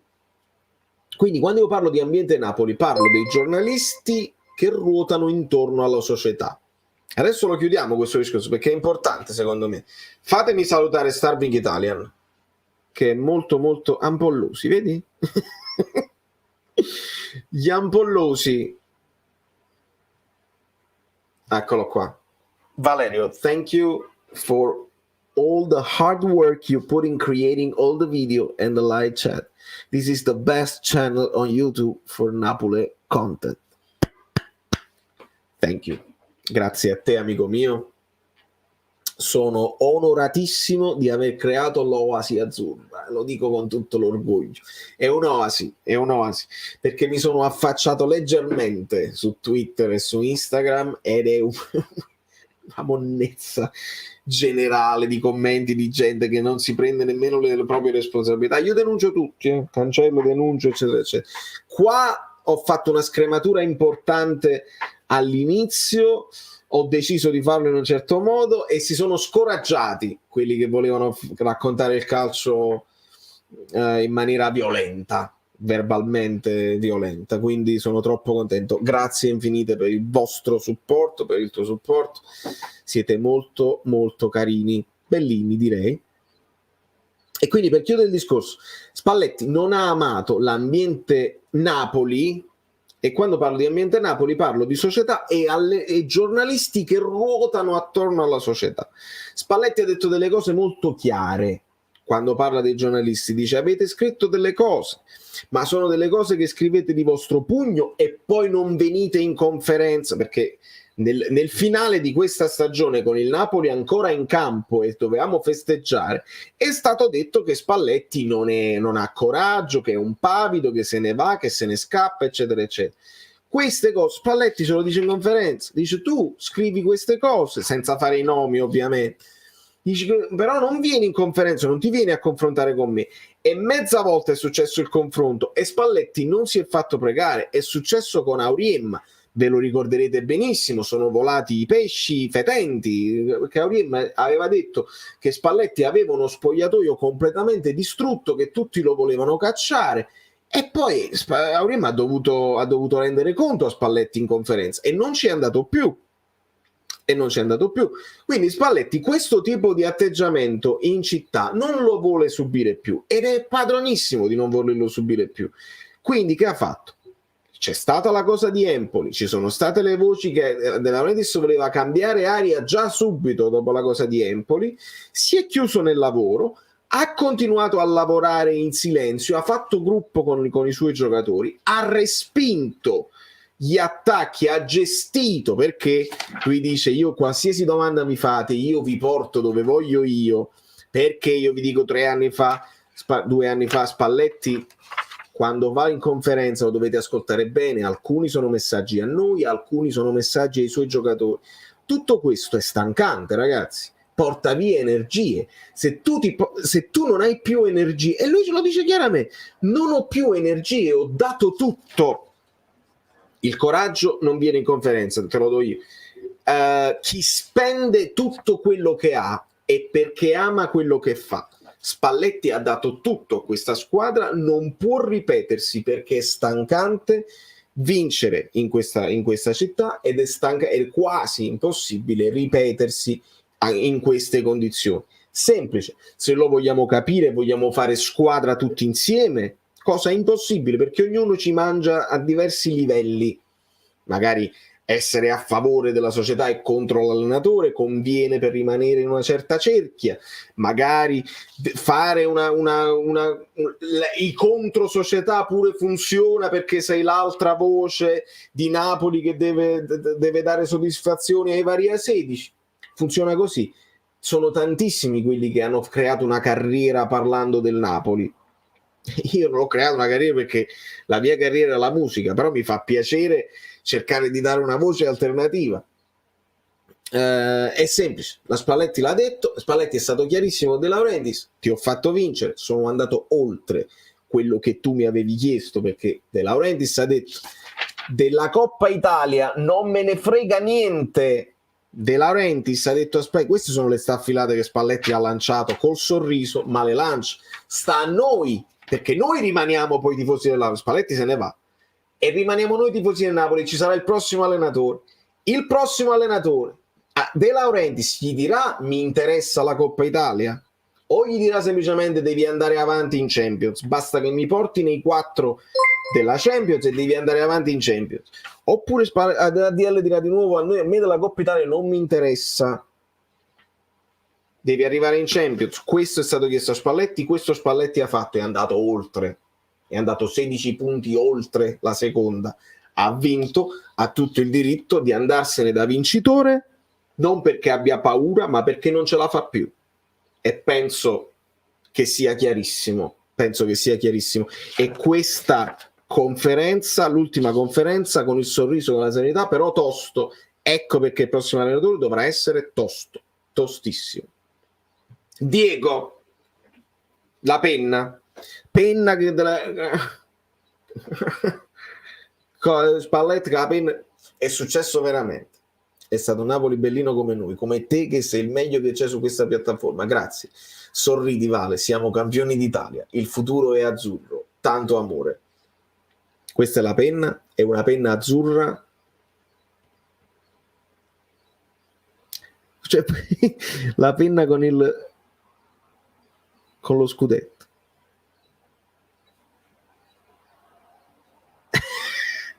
Scrivi Diego, scrivi, che poi il libro lo scrive Ugolini, ma io voglio leggere il libro tuo. 3 scudetti su 77 campionati, le statistiche si fanno presto, non interessa la Coppa Italia e temo sarà un problema anche con la nuova formula della Supercoppa. Eppure quello ci hanno cambiato, perché almeno la Coppa Italia ti dava la sicurezza, se non vinci il campionato ti fai almeno un'altra finale, le finali vere. Invece mo stanno creando questo nuovo quadrangolare con le semifinali eccetera eccetera e ti danno meno accesso. Va bene, non va bene. Intanto abbiamo un'altra coppa per cui lottare, e mi piacciono le Supercoppe, mi piacciono pure le Coppe Italia, mi piace tutto, voglio vincere. Perdonatemi la domanda, se Dela non vuole vincere la Coppa Italia, allora è vero che la teoria che lui non interessa vincere ma solo avere il bilancio in attivo? Giacomo, è una domanda legittima, lui molto spesso ha detto, non ha parlato poi della Coppa Italia nello specifico, perché a domanda della Laurentiis di solito fa il giro, non risponde sempre a domanda diretta, però quante volte lo abbiamo sentito dire che l'Europa League non serve a niente, che è solo una perdita di tempo? Se lo pensa dell'Europa League, e guardate però Siviglia e Roma che spettacolo che danno, se lo pensa dell'Europa League, figurati che ne pensa della Coppa Italia, che i diritti saranno 2 spiccioli, non è importante, l'abbiamo pure già vinta, quindi per lui l'ha preso, l'ha fatto. Adesso deve andare oltre, è arrivato oltre, è arrivato lo scudettino, bellissimo. Adesso dice voglio vincere la Champions, però lo deve sapere, lo sa De Laurentiis, non significa automaticamente vincerla, perché serve una serie di fortuna, serve una serie di percorsi, serve arrivare nello stato di forma giusto per arrivare ai momenti decisivi, il quando probabilmente l'Inter ci arriva meglio come stato di forma alla finale. Non si vince la Champions League così, poi si vince, io mi taglio tutti i capelli subito, ma proprio subito.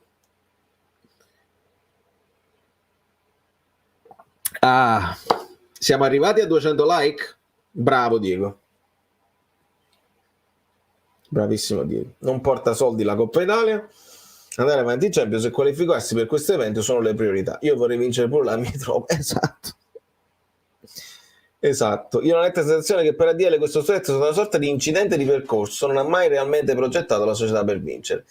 Se lo dici ad alta voce c'è poi chi ti dirà guarda mai, e vi dirò di più, e secondo me questa è una riflessione che facemmo anche con Guido. Lo stesso scudetto del Milan dell'anno scorso è stato una specie di incidente, perché è venuta meno l'Inter e il Napoli non è stato in grado di lottare fino alla fine, il Milan è stato più continuo. Questa poi è potrebbe essere la paura che tu dici vabbè, è stato un momento e resta un momento circoscritto, ma pure va bene, non è che significa che noi non possiamo esultare per questo momento anche la favola del Leicester è stata una favola, però poi il Leicester se ne scende, noi non possiamo permetterci di scendersene così, noi dobbiamo rimanere, lo possiamo fare, cioè guardatevi intorno, quali sono i nostri competitor in Italia.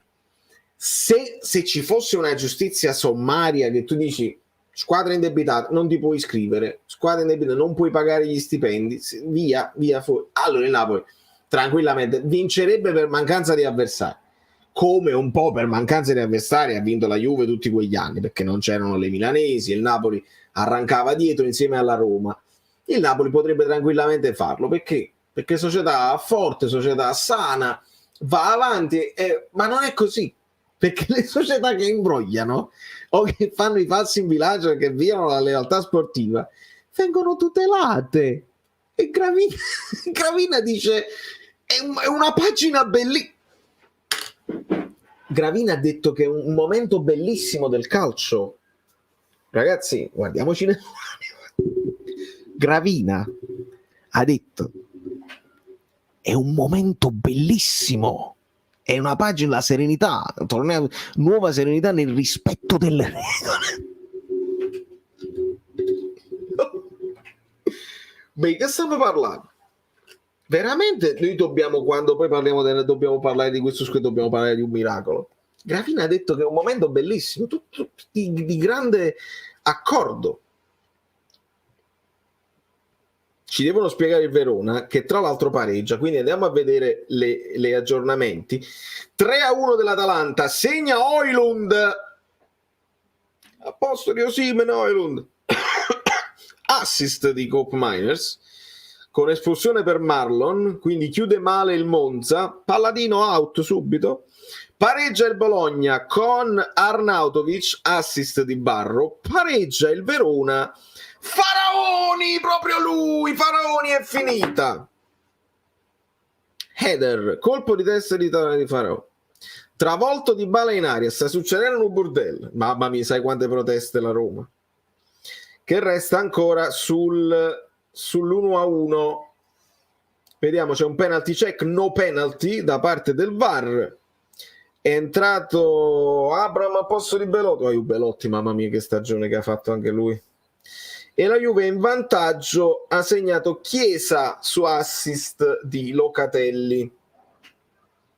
In un campionato italiano ideale il Napoli avrebbe 8 scudettini, ma purtroppo siamo in Italia. Ma dobbiamo ricordarcelo, Davide, perché se contemporaneamente questo è un esercizio dialettico importante ed è difficile, ecco perché i miei video sono lunghi, perché non si può liquidare sempre tutto, chi l'ha sbagliata formazione o Napoli, cioè non si può liquidare, perché devi mettere tutto sul piatto quando poi cioè, devi ricordarti la storia, devi capire da dove veniamo, in quale contesto siamo, se va bene a tutti, perché quanti presidenti delle altre squadre hanno detto questa sentenza per la Juve è una farsa, si sono messi a protestare. Oppure va bene a tutti, perché la torta che si spartiscono dei diritti TV va bene a tutti, e senza la Juventus si sono sentiti male le altre squadre. E la Serie A che se ne scende sempre di più, e la Premier che sa. Vi rendete conto? Noi abbiamo una società sana, ma puoi permetterti giocatori di medio valore, non top player. Sappiamo che il ciclo vincente lo fanno i top, non puoi avere sempre la fortuna di trovare Kim, Osi, Kvara. E vediamo al riguardo cosa ne pensa anche il nostro Guido Gentile.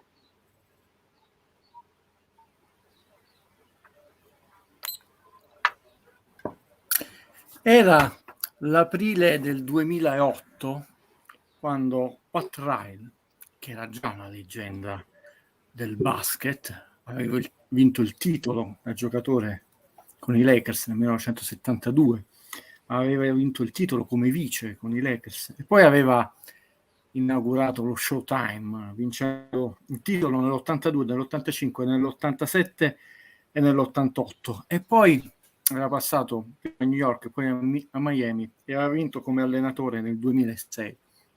Non veniva da una bella stagione, una stagione particolarmente negativa, Miami Heat. Aveva 3 anni di contratto, non c'era, ed era una leggenda dello sport. Convoca una conferenza stampa e del tutto a sorpresa annuncia le sue dimissioni. Da questo momento sulla panchina dei Miami Heat salirà Eric Spoelstra, che era praticamente un novellino. Certo, era in carica ai Miami dal 95, alcuni dicono 97. Aveva iniziato guardando i video delle partite, suggerendo così alcuni movimenti di tattica, che si era fatto tutta la trafila. La stampa non l'ha presa bene, anche se i Miami venivano da una stagione pessima. Mi sembra 15 vittorie solamente su 67. Comunque parlavamo di una leggenda, l'allenatore più vincente. Per anni si sono rimbalzati questo record, lui e poi Jackson, che ha allenato prima Chicago e poi i Lakers, il santone Jackson.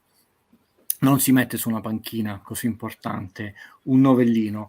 Invece Pat Riley disse che questo sport ha bisogno di gente giovane con idee nuove, e lui non solo è il migliore allenatore che possiamo mettere sulla nostra panchina, ma un allenatore che farà una grande carriera.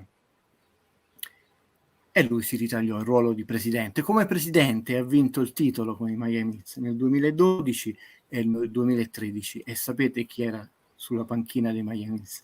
Proprio quel Eric Spoelstra, classe 1970, che ancora prima di compiere 37 anni era stato nominato capo allenatore della panchina dei Miami. Oggi Pat più Riley, giovane di me di 2 anni. Sì, più giovane, pensa un po'. Pat Riley che indica il suo successore senza che aveva mai allenato una sola volta. Adesso Pat Riley, sempre presidente Miami Heat, è sempre in finale, ha perso la gara 1 e Eric Spoelstra è in finale. Tra l'altro Pat Riley aveva puntato già nel 2017-2018 su l'uomo che avrebbe dovuto portare al titolo.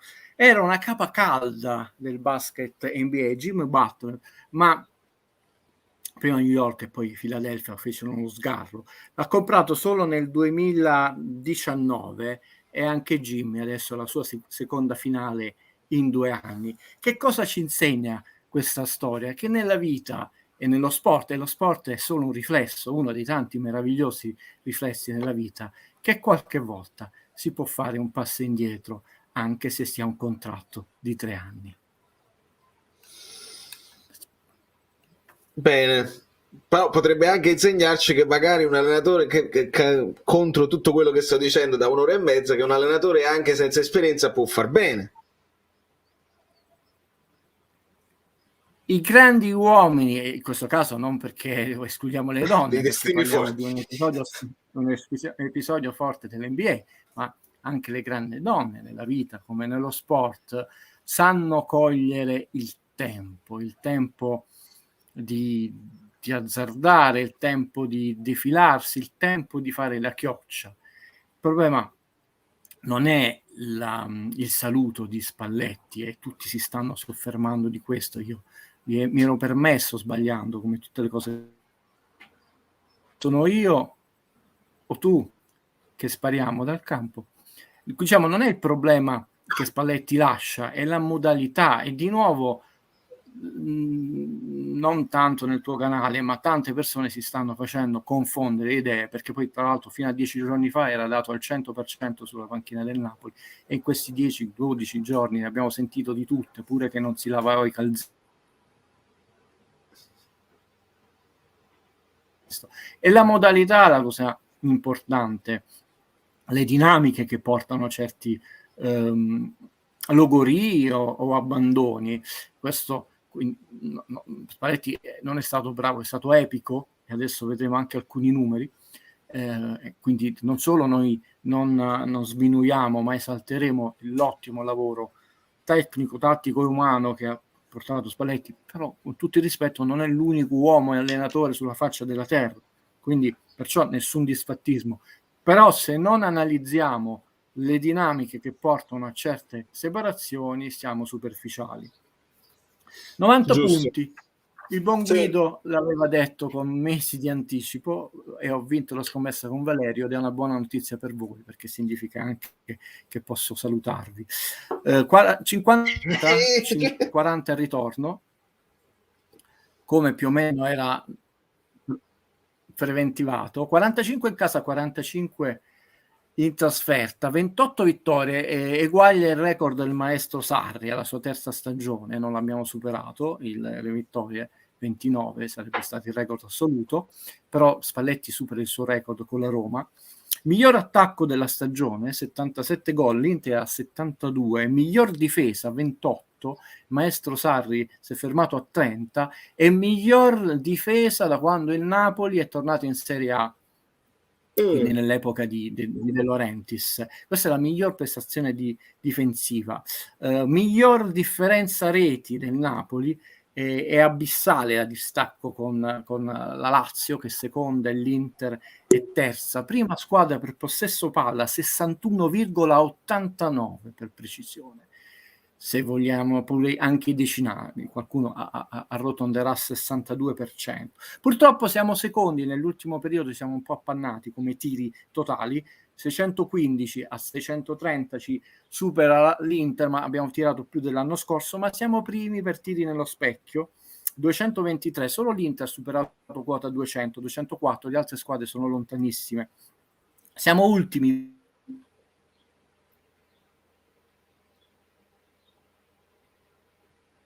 C'è un momento di... Diciamo, siamo ultimi, 20esimi per quanto riguarda i tiri subiti nello specchio, 109.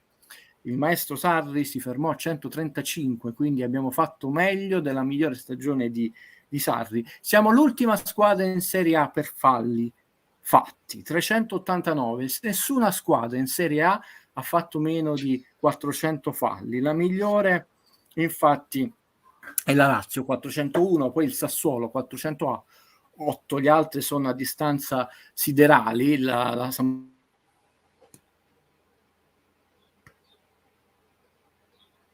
Facciamo questa prova. Ok, sto provando a migliorare, come dicono quelli bravi, miglioriamo il collegamento, che poi attaccano e staccano per migliorare il collegamento.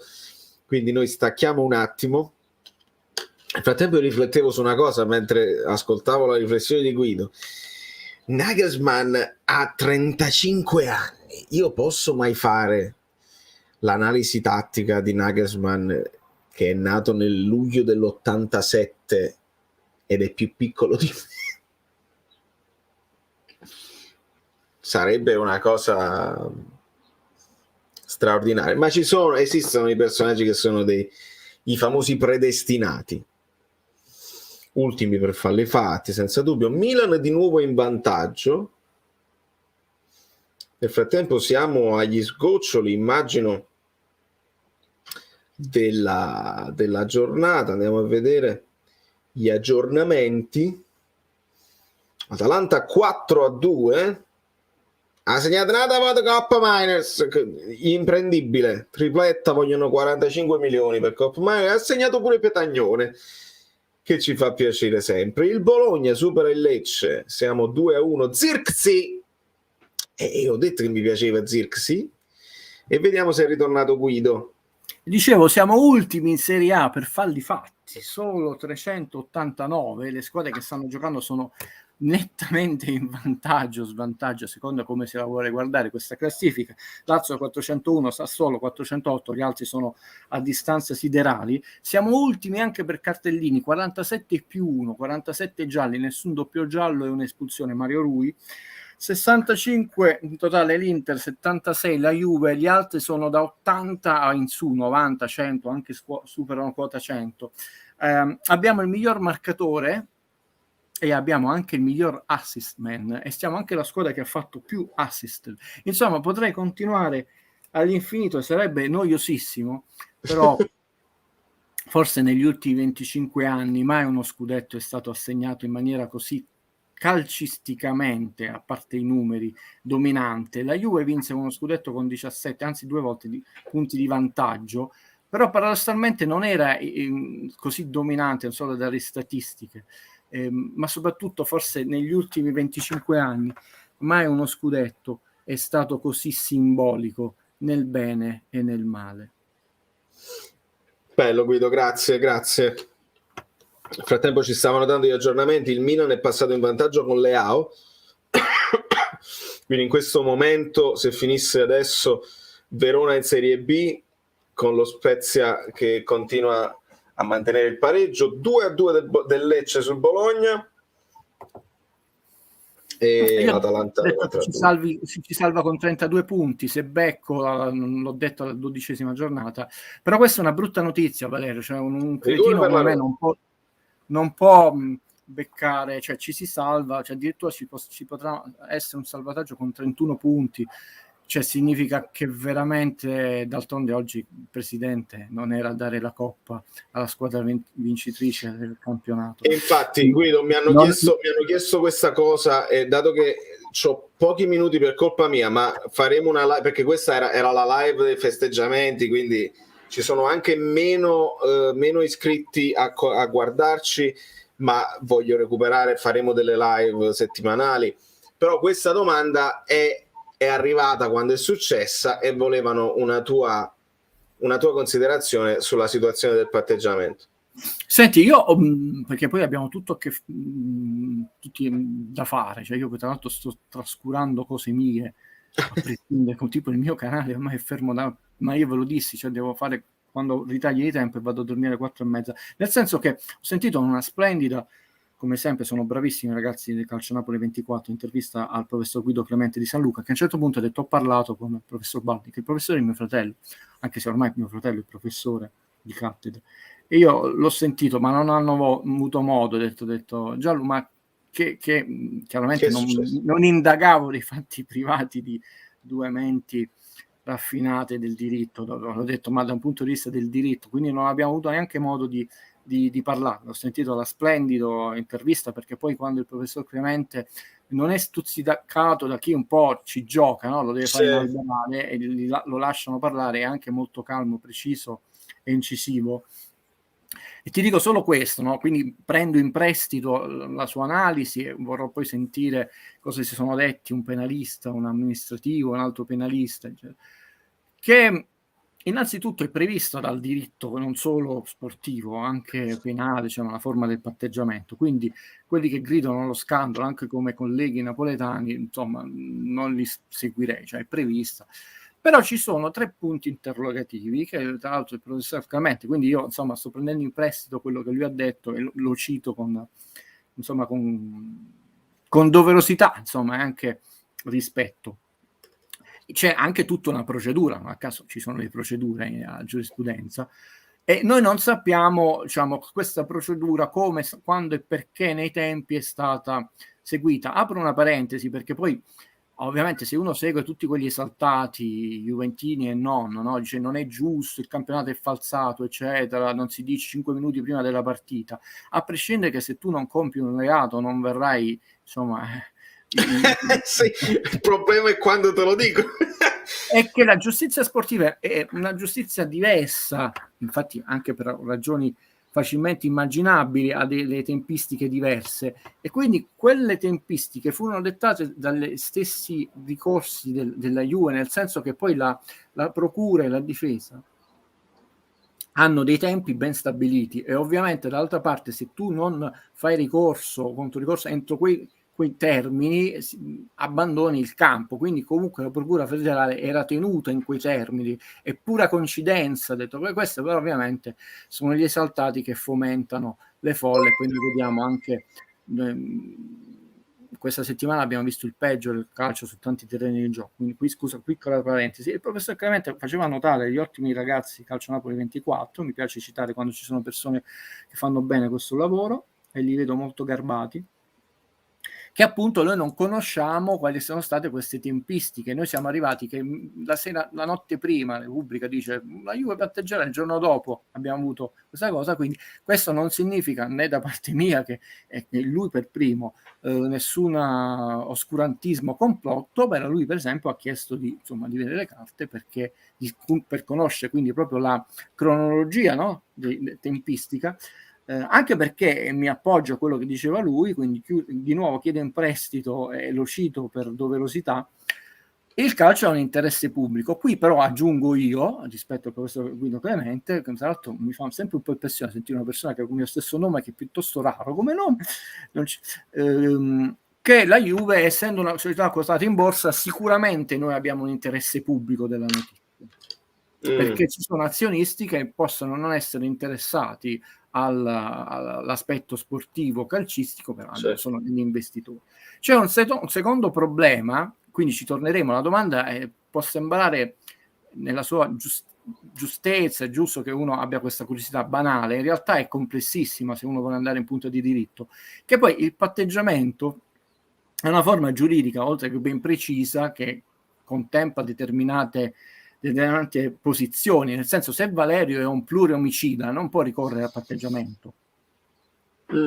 Se Valerio è la prima volta, cioè per sbaglio chiede e qua ci si pone un problema, detto, dato che la Juve era plurirecidiva e considerate che questo secondo filone ne ha accorpati 4 per brevità, e tra l'altro io, primo tra tutti, anche alcuni ottimi avvocati che sono intervenuti in trasmissione, però noi abbiamo, diciamo, il timing che Valerio, mettendo i video, noi sappiamo, dissi guardate che la Juve secondo me spingerà molto sul fatto della continuità del reato, ma lì io sono favorito dal fatto che, essendo una famiglia tra ingegneri, economisti e giuristi, ci confrontiamo per non sparare cretinate in pubblico, neanche con noi stessi. Quindi c'erano 4 filoni, a prescindere, la Juve era stata condannata in quest'anno senza andare nello storico negli anni passati, e questo ci crea quantomeno un ragionevole disagio, e mi associo. E c'è il terzo punto che ci crea un ragionevole disagio.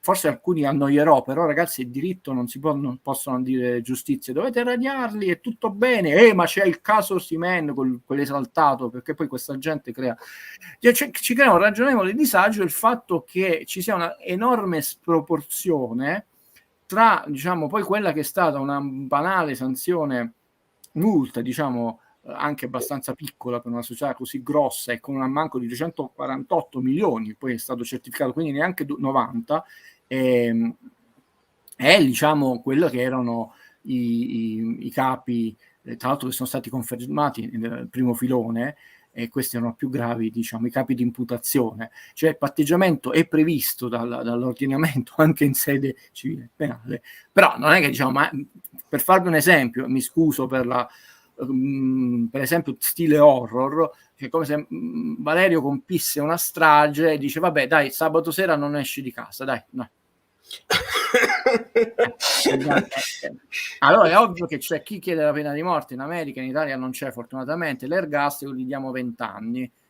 perché il primo reato è incensurato, ha sempre vissuto lì, preso da un ratto così, stanco, eccetera, perché non ha mai compiuto nulla in vita sua, eccetera. E quindi dall'ergastolo, forse 30 anni, 25, ma se compie una strage di innocenti, non gli puoi dire non uscire il sabato e ti portiamo pure la pizza e la birra a casa. Cioè, questo mi è parso là. Sul primo filone, visto che il professore ha chiesto, diciamo, di fargli inviare le carte, vi permetto, ma non per sminuire, tra l'altro una persona molto più esperta, più grande di me, sai che io prendo delle posizioni intellettuali nella vita, sarei molto dubbioso che qualcuno gli risponda, gli invino proprio tutta la cronologia di quello che è avvenuto, ma mi sbaglierò. Io invece per onore di cronaca, anche per curiosità,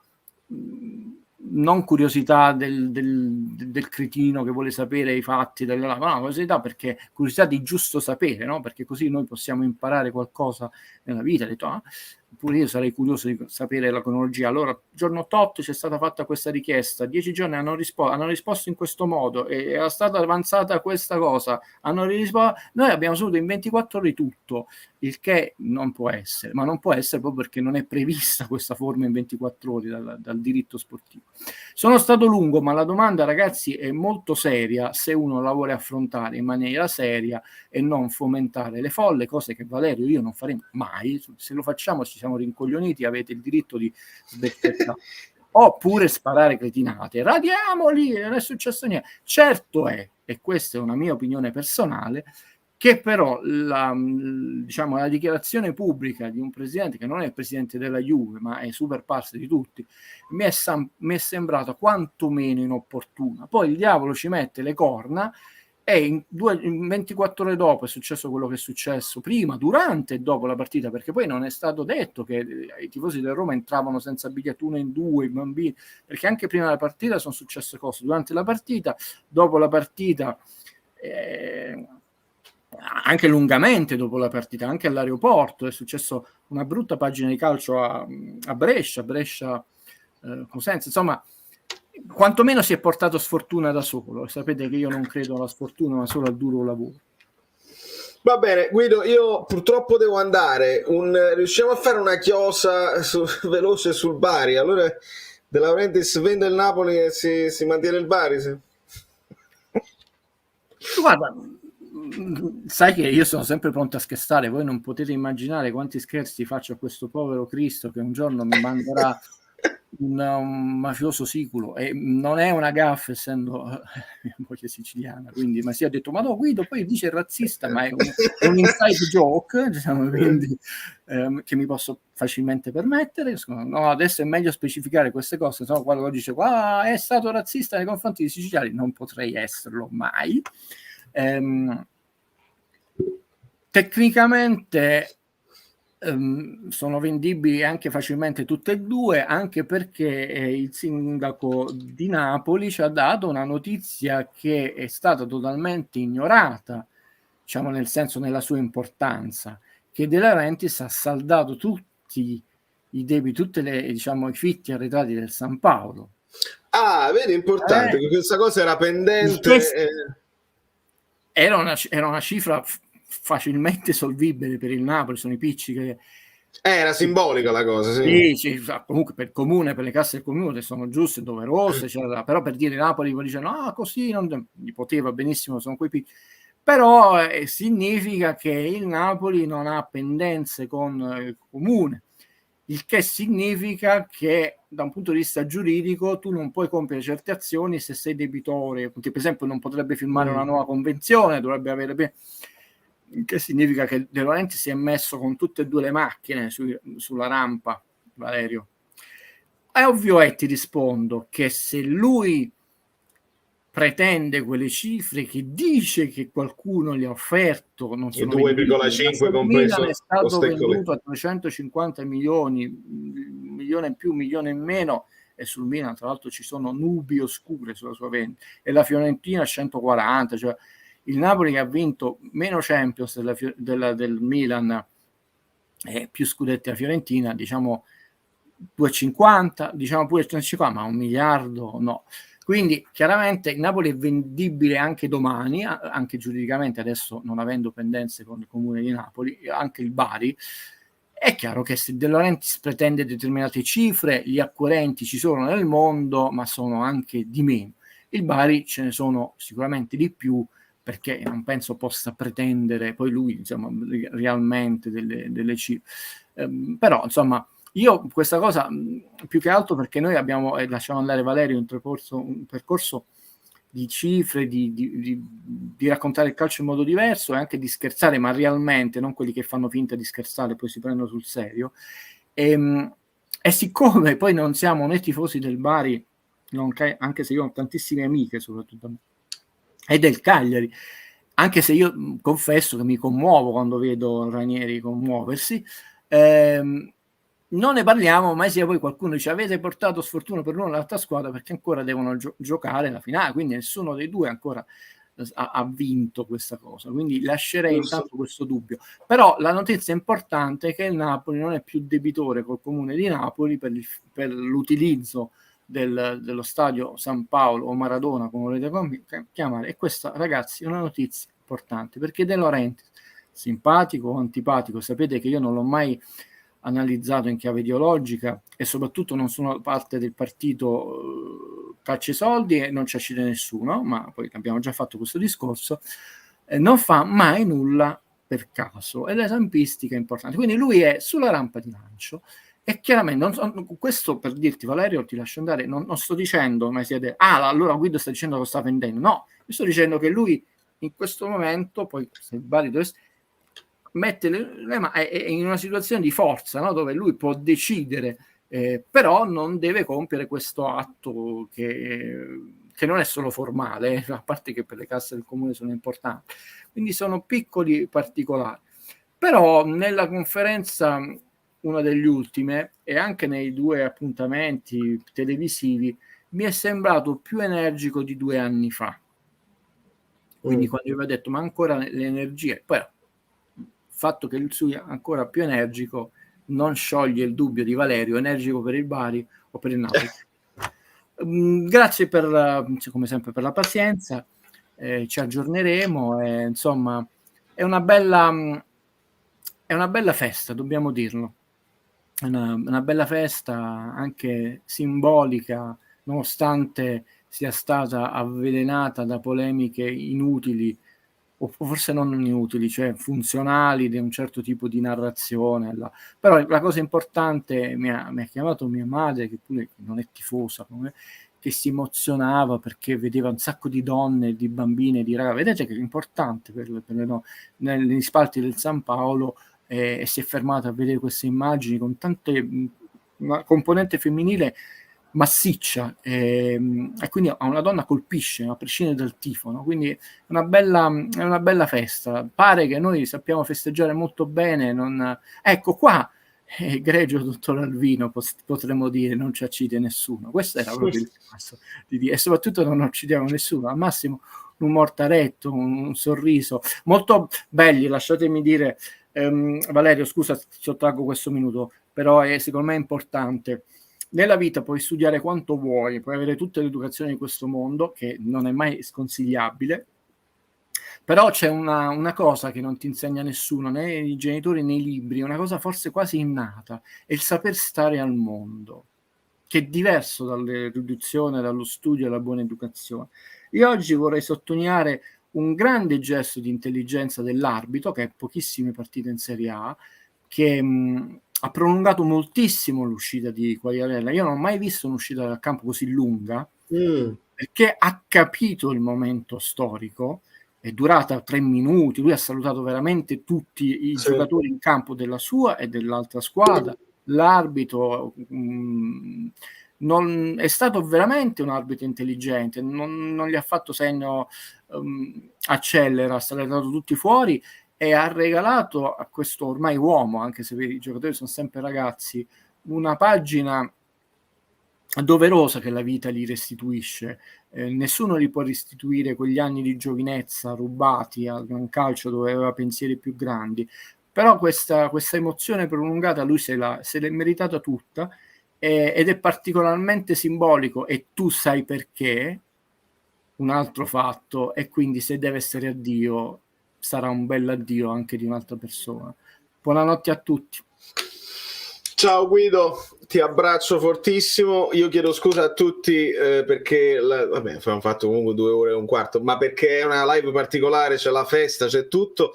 È finita a Roma, ci dicono quindi Roma in Europa League, Juve in Conference, se la UEFA gli vuole fare un altro piacere gliela tolgono, e vi saluto tutti. Se finisce così appena 15 minuti, ma ancora sta New Can? No, vabbè, è una cosa incredibile. Quanti minuti? No, è finita. Vi abbraccio e vi bacio. Chiedo scusa e ringrazio ancora perché mi è arrivato l'aggiornamento Asphalt Wharf e Maurizio. Quindi voglio ringraziare il mio amico Maurizio, che non è anonimo, ma c'era un casino con YouTube. Non dire sorry, anzi, dici semplicemente, io ti dico grazie.